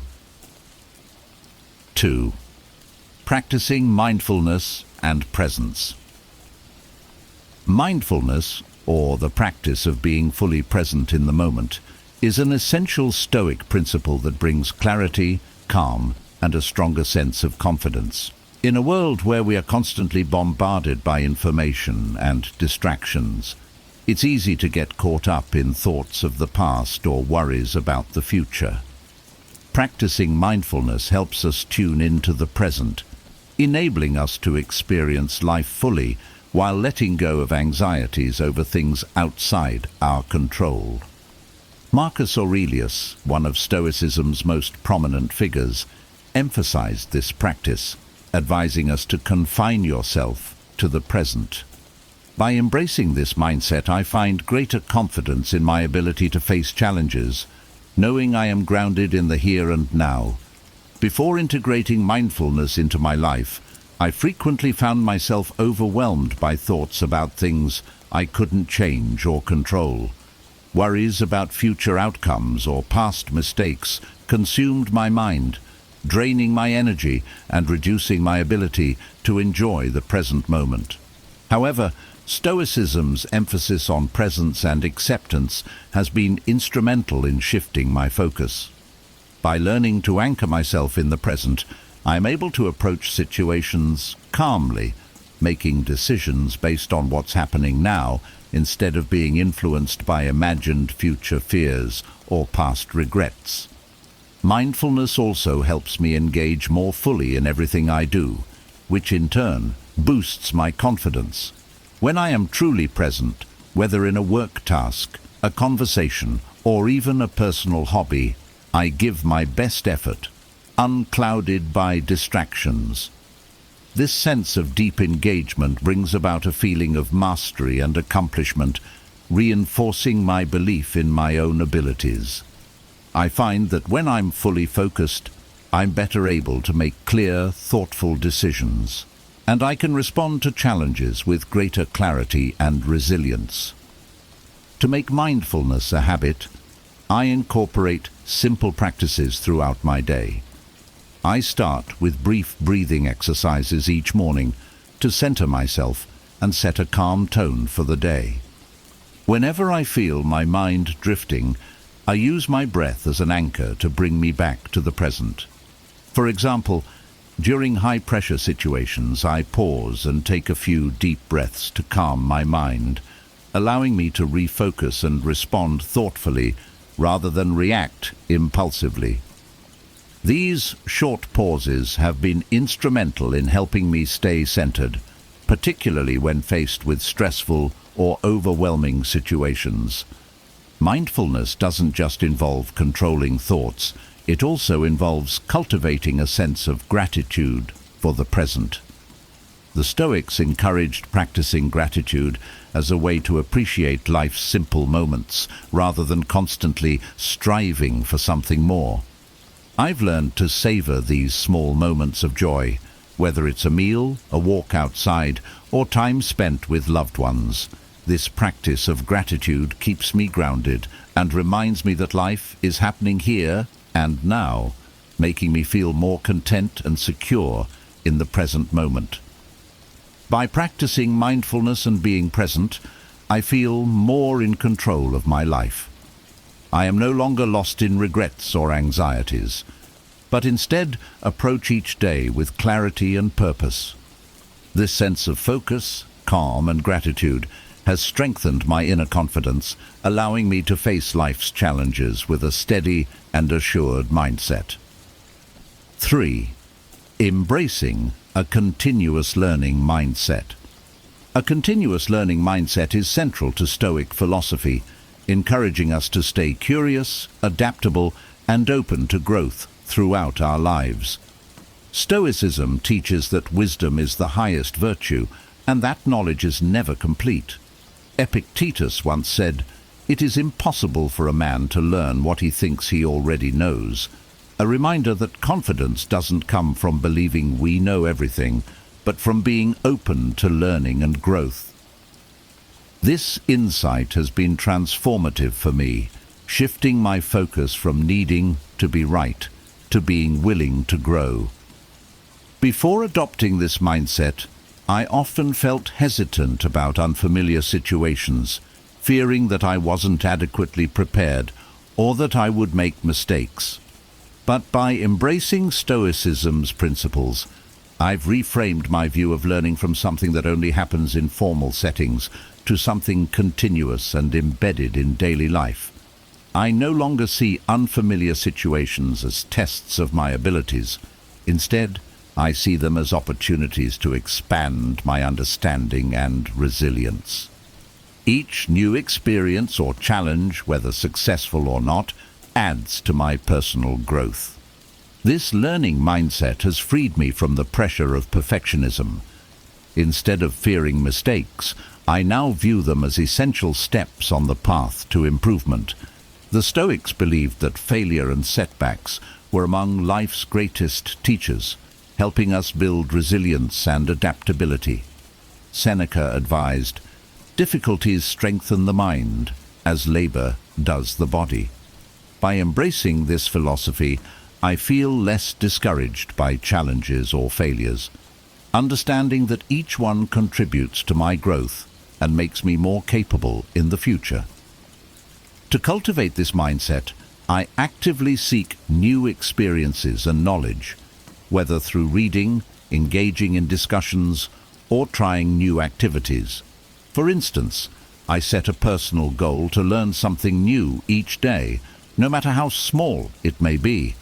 This could be a new concept, a skill, or even a new perspective gained from a conversation. This practice reinforces that growth is always within reach, and that my confidence is built on my adaptability and willingness to learn, rather than on static knowledge or expertise. In addition to external learning, the Stoics emphasize the importance of self-knowledge. Marcus Aurelius advised that we should dig within, as within is the fountain of good. This reflection helps me understand my thoughts, values, and motivations more deeply, providing a foundation for genuine self-improvement. By reflecting on my actions and thoughts, I can identify areas for growth, correct negative patterns, and strengthen my character. This process has helped me see that confidence is rooted in self-awareness and the humility to acknowledge areas for improvement. Finally, a learning mindset makes me more adaptable and resilient in the face of uncertainty. Life is unpredictable, but by staying open to learning, I trust that I can handle whatever comes my way. This adaptability, rather than a rigid need to have all the answers, fosters a deep-seated confidence. In embracing lifelong learning, I build a flexible, resilient mind, ready to face challenges and grow through each experience. 4. Focusing on what matters. In today's world, it's easy to get swept up in distractions, from social media and consumer culture to the constant demands of work and personal obligations. Stoicism, however, teaches the importance of focusing on what truly matters in life. Epictetus expressed this insight beautifully, saying, "Wealth consists not in having great possessions, but in having few wants." This has helped me realize that real fulfillment, and consequently confidence, doesn't come from accumulating achievements or material goods. but from dedicating myself to my core values and focusing on what aligns with my purpose. Before embracing this mindset, I often found myself stretched thin, trying to meet various expectations and chase goals that didn't genuinely resonate with me. I thought that confidence was built through external accomplishments or the approval of others. However, Stoicism has shown me that confidence grows when we prioritize what is genuinely meaningful. By identifying and committing to the things that matter most, whether they be personal growth, relationships, kindness, or creativity, I feel more grounded, secure, and intentional in my daily life. One way I practice this focus is by periodically revisiting and clarifying my values. I ask myself, what do I truly care about? And does this goal or task align with those values? This exercise has helped me become more selective about how I spend my time and energy. For example, rather than pursuing activities purely for external validation, I now focus on actions that reflect my core values and bring lasting fulfillment.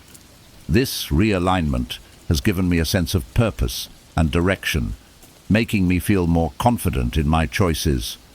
Focusing on what matters also in 15 Stoic lessons to handle disrespect in the modern world. 1. Respect others. Have you ever wondered why some people seem to maintain their composure no matter how they're treated? Imagine you're at work and a colleague makes a snide comment about your recent project. Instead of firing back or sulking, you respond with calm and respect. This reaction not only diffuses the situation, but also reflects your inner strength and self-control. Respecting others, even when they don't respect you, is a cornerstone of Stoic philosophy. Epictetus, a renowned Stoic philosopher, emphasized that we are born not just for ourselves, but for the collective good of others. By treating others with respect, we foster an environment of mutual respect and understanding, which is fundamental to happiness and success in both personal and professional relationships. For instance, think of a time when you witnessed someone responding gracefully to disrespect. Perhaps it was a customer service representative handling an irate customer with patience and empathy. This ability to stay composed and respectful, regardless of the other person's behavior, often transforms the interaction and leaves a lasting positive impression.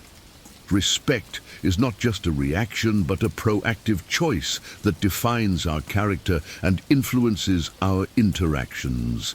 It lays the groundwork for harmonious relationships and sets a powerful example for others to follow.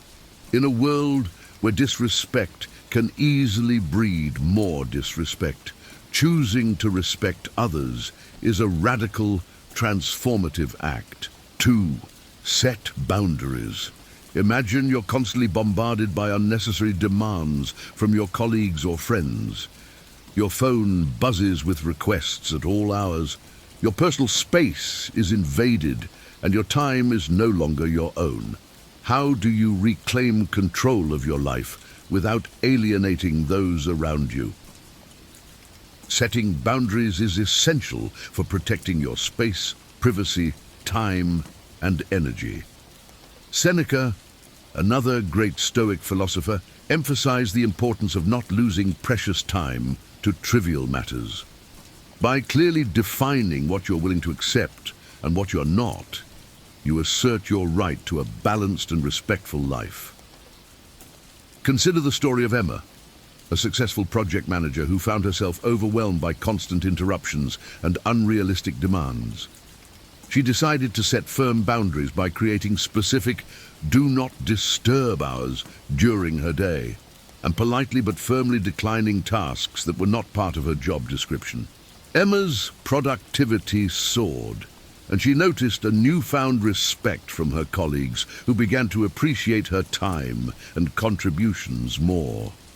Boundaries are not about building walls, but about creating healthy limits that allow you to thrive. They help you protect your mental and emotional well-being while maintaining positive relationships. When you set boundaries, you communicate your values and priorities, making it clear that you respect yourself and expect the same from others. In a world that often demands more than we can give, setting boundaries is an act of self-respect and self-care. It enables you to focus on what truly matters and ensures that your energy is invested in meaningful and fulfilling activities. 3. Learn from it. Imagine you're faced with a co-worker who constantly undermines your efforts, dismisses your ideas, and speaks to you condescendingly. It's frustrating and demoralizing. But what if you could turn this experience into a catalyst for personal growth? Stoic philosopher Epictetus believed that difficulties, including disrespect, reveal a person's true nature.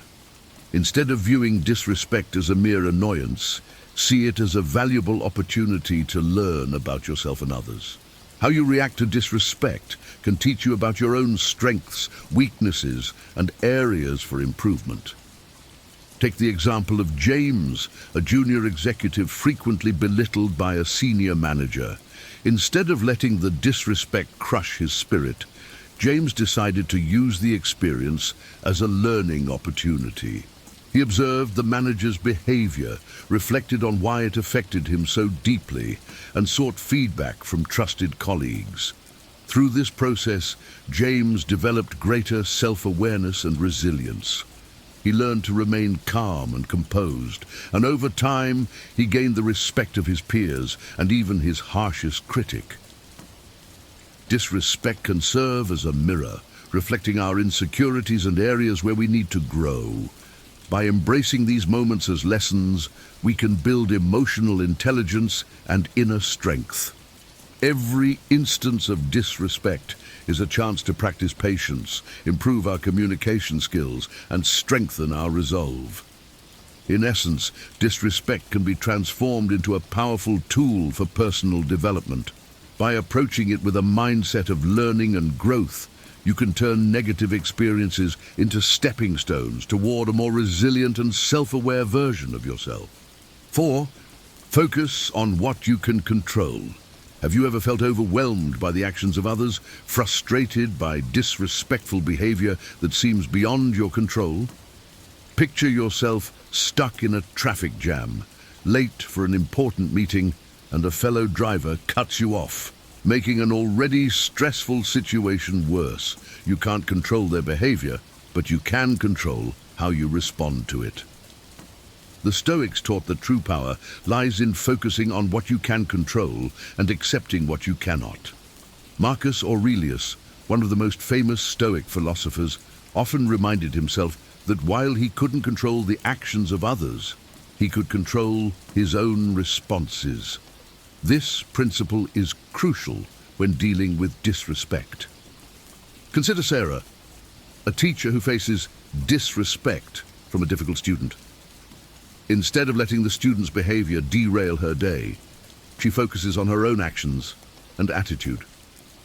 She remains calm, models respectful behavior, and applies consistent consequences. By controlling her response, Sarah maintains her authority and creates a positive classroom environment, eventually influencing the student's behavior.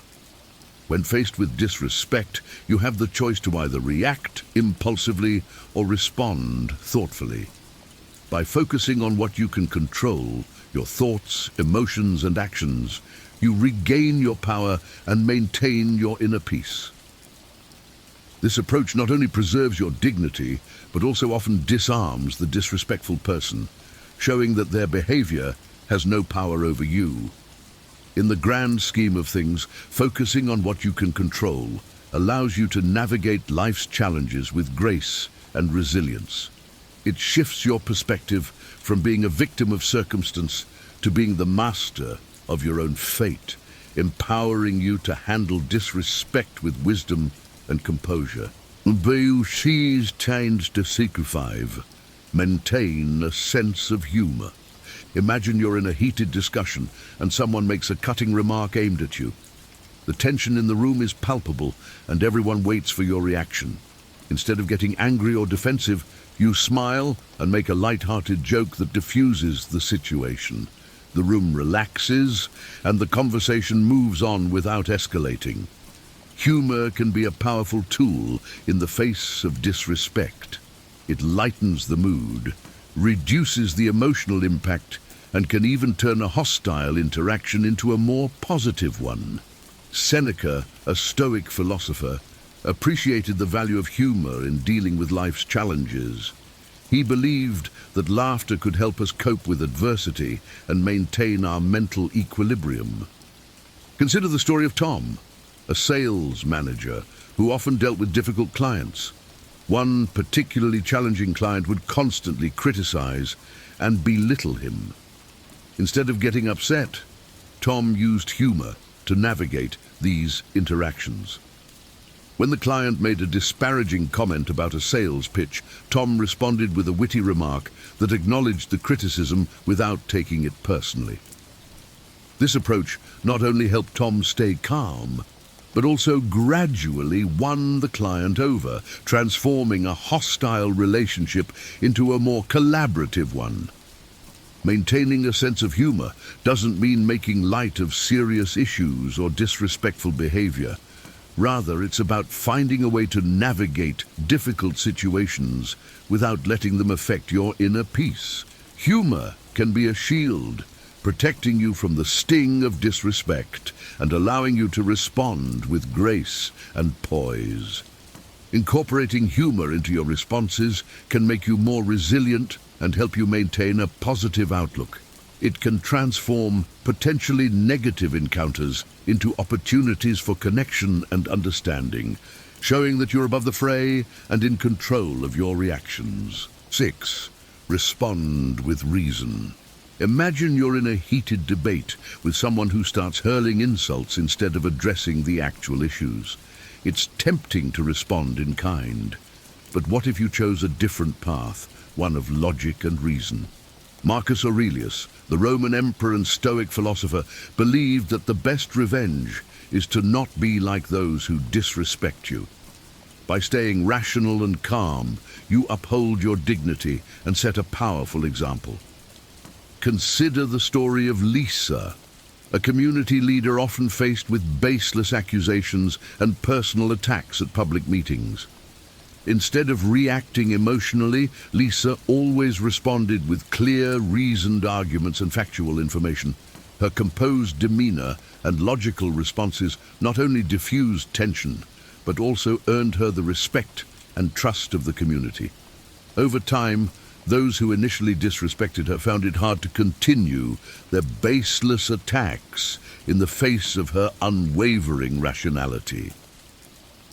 Disrespect is often rooted in irrationality, and meeting it with reason can disarm it. When you respond with facts and logic, you shift the conversation from emotional to intellectual. This approach not only protects you from being dragged into unproductive arguments, but also encourages others to reconsider their behavior. For instance, if a co-worker criticizes your work unfairly rather than getting defensive, calmly present the facts. Highlight your achievements and explain your reasoning. By focusing on the substance rather than the style of their criticism, you steer the conversation towards constructive dialogue and away from personal attacks. Responding with reason also helps you maintain your self-respect and composure. It shows that you are in control of your emotions and actions, regardless of how others behave. This not only enhances your personal credibility, but also fosters a culture of respect and professionalism around you. In essence, choosing reason over reaction is a powerful way to handle disrespect. It upholds your integrity, encourages positive interactions, and reinforces the idea that respect and rationality are the cornerstones of effective communication. 7. Consider the source. Imagine you're at a social gathering and someone you barely know makes a hurtful comment about your appearance. It stings. But before reacting, you pause to consider the source. Is this person known for their kindness and insight, or are they often critical and negative? Disrespect often stems from ignorance, bias, or personal issues, rather than an accurate assessment of your worth. Epictetus advised examining criticism carefully. If it's true, use it to improve yourself. If it's false, disregard it. Understanding where disrespect comes from can help you respond appropriately and maintain your self-esteem. To take the example of John, a writer who frequently received harsh reviews from a particular critic known for their abrasive style. Instead of letting these reviews undermine his confidence, John researched the critic and found that they often targeted new authors with overly harsh criticisms. Realizing this, John decided to focus on constructive feedback from other sources and use the negative reviews to strengthen his resolve, rather than doubt his abilities. When faced with disrespect, consider the motivations and background of the person delivering it. Are they projecting their insecurities onto you? Are they misinformed or simply having a bad day? Understanding the context can help you take the sting out of their words and prevent them from affecting your self-worth. For example, if a co-worker who is generally stressed and unhappy makes a snide comment about your work, recognize that their criticism likely reflects their own frustrations rather than the quality of your work. This perspective allows you to respond with empathy and maintain your confidence. Considering the source helps you filter out unnecessary negativity and focus on constructive feedback. It protects your mental and emotional well-being and reinforces your self-respect. By discerning the true nature of the disrespect, you can respond more effectively and maintain your inner peace. In summary, understanding the source of disrespect allows you to respond with clarity and composure.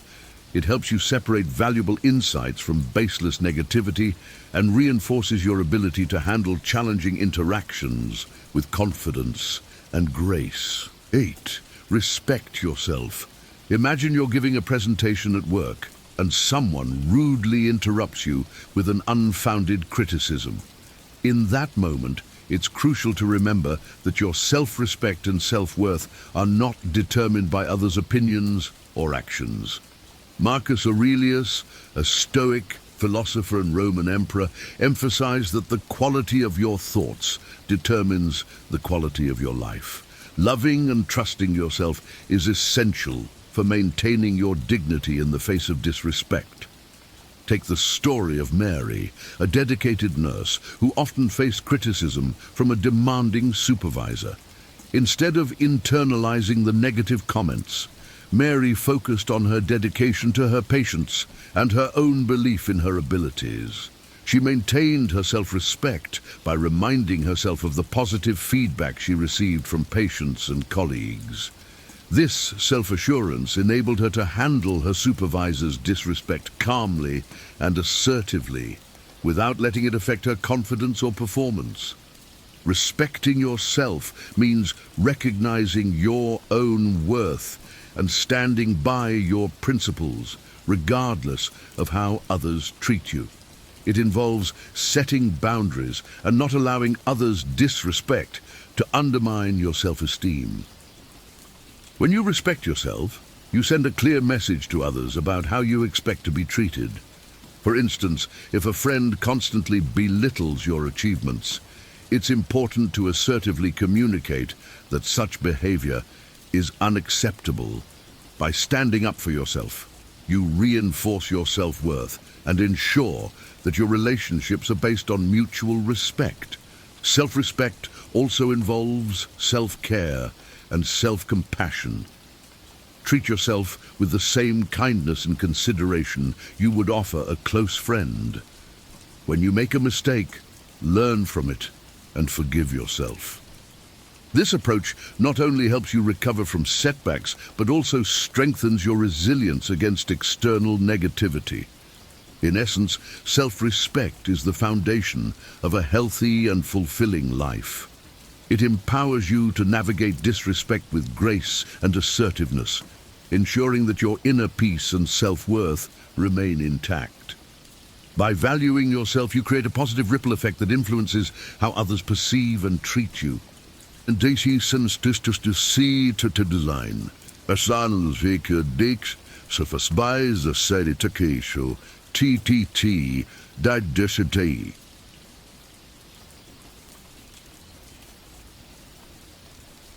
The change. Imagine your party team when negativity this is better come is simply dragged down in this toxic environment. Here's something with change you want to see. Marcus Aurelius urges embody the virtue be admired, but a proactive. This is sees ditishutas disdunal. To turn to positive. And a role model for others. You can transform the atmosphere around you. Consider the example of Alex, a project manager in a high-pressure work environment filled with stress and blame shifting. Rather than succumbing to the negativity, Alex made a conscious effort to promote respect and positivity. He started by actively listening to his team members, offering constructive feedback and recognizing their achievements. His consistent behavior gradually influenced others, fostering a more supportive and respectful team culture. Being the change means taking responsibility for your actions and leading by example. It's about demonstrating the behaviors you wish to see in others. When faced with disrespect, respond with kindness and integrity. Show that it is possible to maintain dignity and respect even in challenging situations. For instance, if a colleague frequently interrupts others during meetings, take the initiative to create a more respectful dialogue. Politely address the behavior, emphasizing the importance of allowing everyone to contribute. By doing so, you set a standard for respectful communication and encourage others to follow suit. This approach not only improves your immediate environment, but also inspires others to adopt similar behaviors. Your actions can create a ripple effect, promoting a culture of respect and positivity that extends beyond your immediate interactions.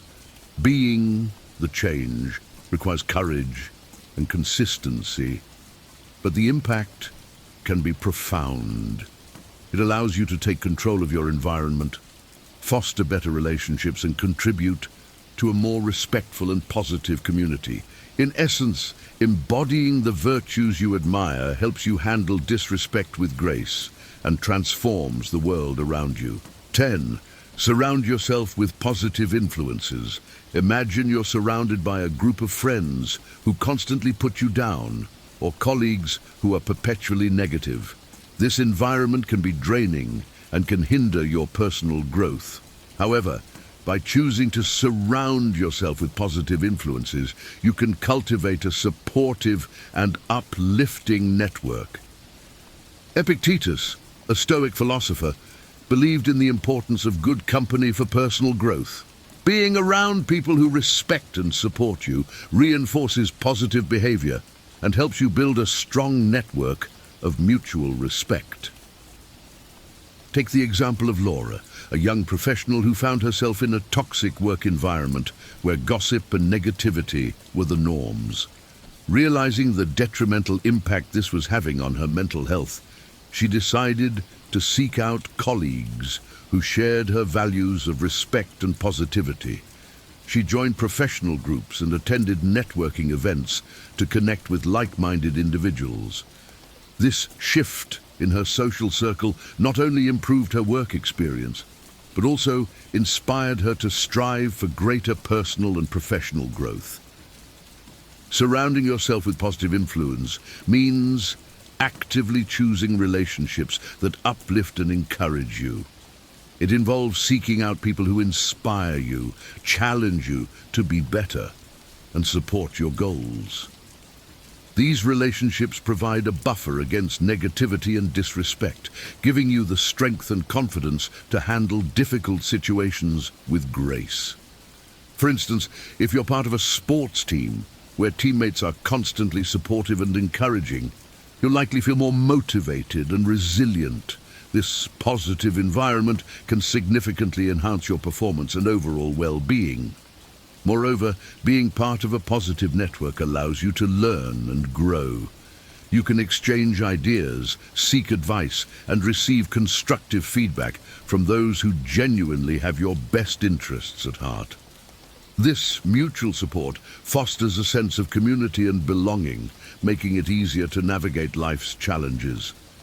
In summary, surrounding yourself with positive influences is a powerful strategy for handling disrespect and fostering personal growth. It helps you maintain a positive outlook, build resilience, and create a supportive network that uplifts you in all aspects of life. 11. Practice patience. Imagine you're standing in a long line at the grocery store and the person ahead of you is taking an inordinate amount of time. You feel your frustration rising, but instead of letting it consume you, you take a deep breath and remind yourself to be patient. Patience is a key Stoic virtue, and it helps you remain calm and composed in the face of disrespect or inconvenience. Epictetus, a prominent Stoic philosopher, believed that no great thing is created suddenly. This applies not only to achievements but also to the cultivation of patience. Disrespect can test your patience, but maintaining it allows you to handle situations more effectively and with greater dignity. Consider the story of David, a customer service representative who often dealt with irate customers. Instead of reacting to their anger, David practiced patience. He listened to their complaints without interrupting, acknowledged their frustrations, and responded calmly and helpfully. Over time, he found that his patience not only diffused many tense situations, but also earned him respect and appreciation from even the most difficult customers. Practicing patience involves several key elements. A. Self-awareness. Recognize your triggers and understand why certain situations test your patience. B. Mindfulness. Stay present and focused on the moment rather than letting your mind race with frustration or anger. C. Empathy. Try to see the situation from the other person's perspective, which can help you respond with understanding rather than irritation. For example, if a colleague habitually interrupts you during meetings, instead of snapping back, practice patience. Politely ask them to let you finish speaking and explain how their interruptions affect the flow of the discussion. This calm and patient approach is more likely to result in a positive change in behavior. Incorporating patience into your daily life helps you stay calm under pressure and respond to disrespect with poise. It allows you to maintain your composure and integrity, even in challenging situations. Over time, this practice not only enhances your personal growth, but also improves your interactions with others, fostering a more respectful and harmonious environment. Ultimately, patience is a powerful tool in the Stoics' toolkit, enabling you to navigate life's challenges with grace and resilience. It helps you handle disrespect in a way that preserves your inner peace and promotes positive outcomes. 12. Don't take it personally. Imagine you're at a family gathering and a relative makes a snide remark about your career choice. It stings, but instead of letting it ruin your evening, you remind yourself that their comment says more about them than it does about you. Disrespect often reflects the other person's flaws and insecurities, not your worth. Marcus Aurelius, a revered Stoic philosopher, often reminded himself that people's opinions are a reflection of their own perspectives and not an absolute truth about oneself. It's crucial to maintain your self-worth by recognizing that disrespect is more about them than you. Consider the story of Anita, a talented graphic designer who frequently encountered dismissive remarks from a competitive colleague. Instead of internalizing these comments, Anita chose to focus on her achievements and the positive feedback she received from clients and other colleagues. She understood that her colleagues' negativity was driven by their own insecurities and competition rather than a true assessment of her work. This perspective allowed her to maintain her confidence and continue excelling in her role. Not taking things personally involves a shift in perspective. A. Understand the source. Recognize that disrespectful comments often come from a place of insecurity, ignorance, or personal issues within the other person. C. Maintain your self-worth. Focus on your own achievements and the opinions of those who respect and value you. C. Choose your response. Decide how much weight to give to the comment and whether it's worth addressing or simply letting go. For instance, if a friend makes a hurtful comment about your appearance, instead of feeling insulted, remind yourself that their opinion doesn't define you. You know your own value, and one negative comment doesn't change that. By not taking it personally, you preserve your self-esteem and avoid unnecessary conflict. Adopting this mindset helps you navigate disrespect with resilience and dignity. It allows you to separate your self-worth from others' opinions, leading to a healthier and more balanced emotional state. When you don't take things personally, you're less likely to react defensively and more likely to respond thoughtfully, maintaining your inner peace and self-respect. In summary, recognizing that disrespect often reflects the other person's issues rather than your own worth empowers you to handle negative interactions gracefully. This perspective helps you maintain your self-esteem and focus on what truly matters, your own growth and happiness. 13. Forgive and forget. Imagine you're holding on to a grudge against someone who disrespected you months ago. Every time you think about it, you feel a surge of anger and resentment. What if you could free yourself from this emotional burden by choosing to forgive and forget? Seneca, a prominent Stoic philosopher, suggested that delaying anger is the greatest remedy for it. Forgiveness is a powerful tool that benefits your mental, emotional, and physical health. Holding grudges harms you more than the person who disrespected you, creating unnecessary stress and negativity in your life. Consider the story of Alan, a business owner who was betrayed by a trusted partner. Alan was devastated and angry, but he realized that holding on to this anger was consuming his energy and affecting his business. He decided to forgive his former partner, not because the betrayal was acceptable, but because he wanted to free himself from the grip of bitterness. This decision allowed Alan to focus on rebuilding his business and moving forward with a clearer mind and lighter heart. Forgiveness involves several important steps. A. Acknowledge your feelings. Recognize and accept your emotions instead of suppressing them. B. Understand the impact. Reflect on how holding on to anger and resentment is affecting your well-being. C. Make a conscious decision. Choose to forgive, understanding that it's a gift you give yourself, not necessarily the other person. For instance, if a friend betrayed your trust, forgiving them doesn't mean you forget what happened or ignore the lesson learned. It means you release the hold that the negative emotions have on you. You might choose to distance yourself from that person, but you do so without carrying the emotional baggage. Forgiveness is not about excusing the disrespectful behavior, but about freeing yourself from the cycle of negativity. It's an act of self-compassion that allows you to move on and focus on more positive aspects of your life. This mindset aligns with Stoic principles, helping you maintain your inner peace and resilience. In essence, forgiveness is a transformative practice that helps you let go of past hurts and focus on your present and future well-being.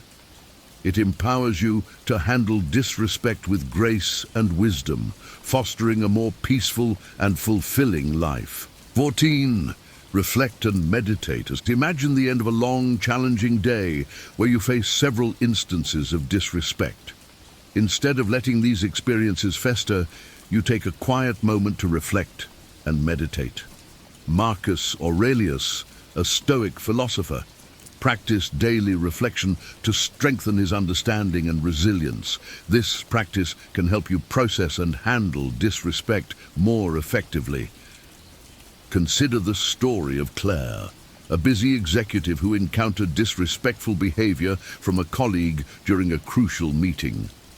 That evening, she took time to reflect on the incident, analyzing her feelings and response. Through meditation, she found clarity and peace, which helped her approach future interactions with greater calm and confidence.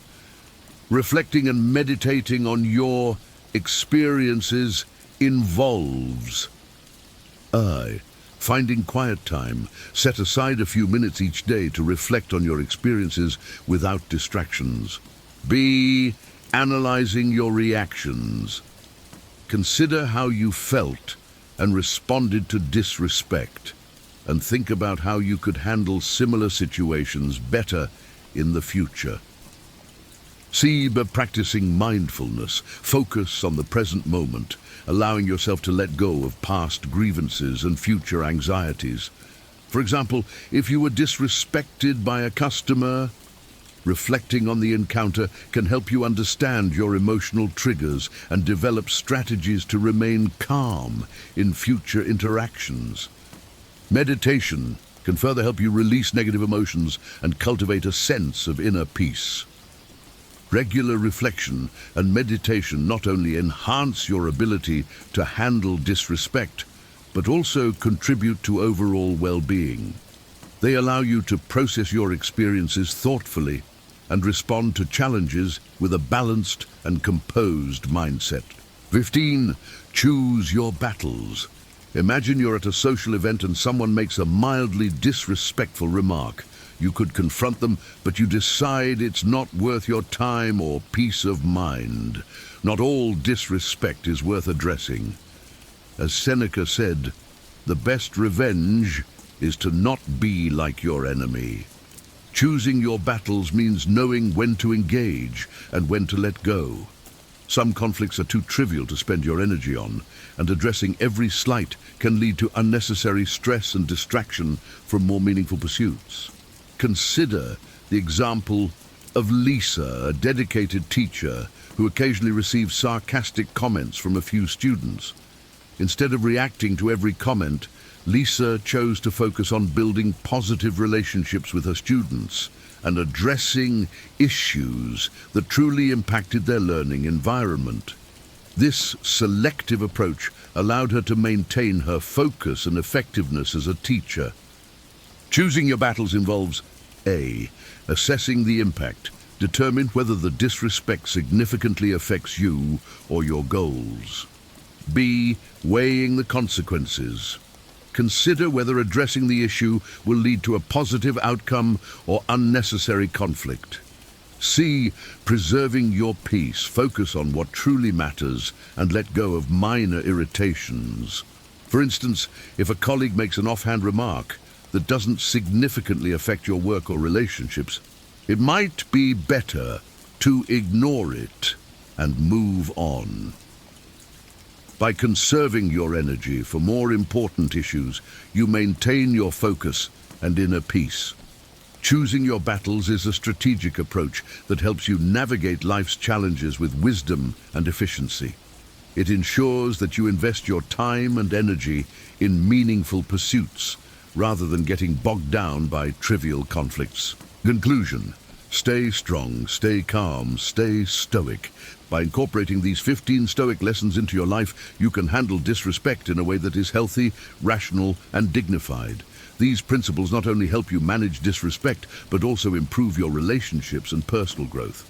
Embracing these Stoic principles will help you stay strong, stay calm, and stay stoic in the face of disrespect, leading to a more fulfilling and resilient life.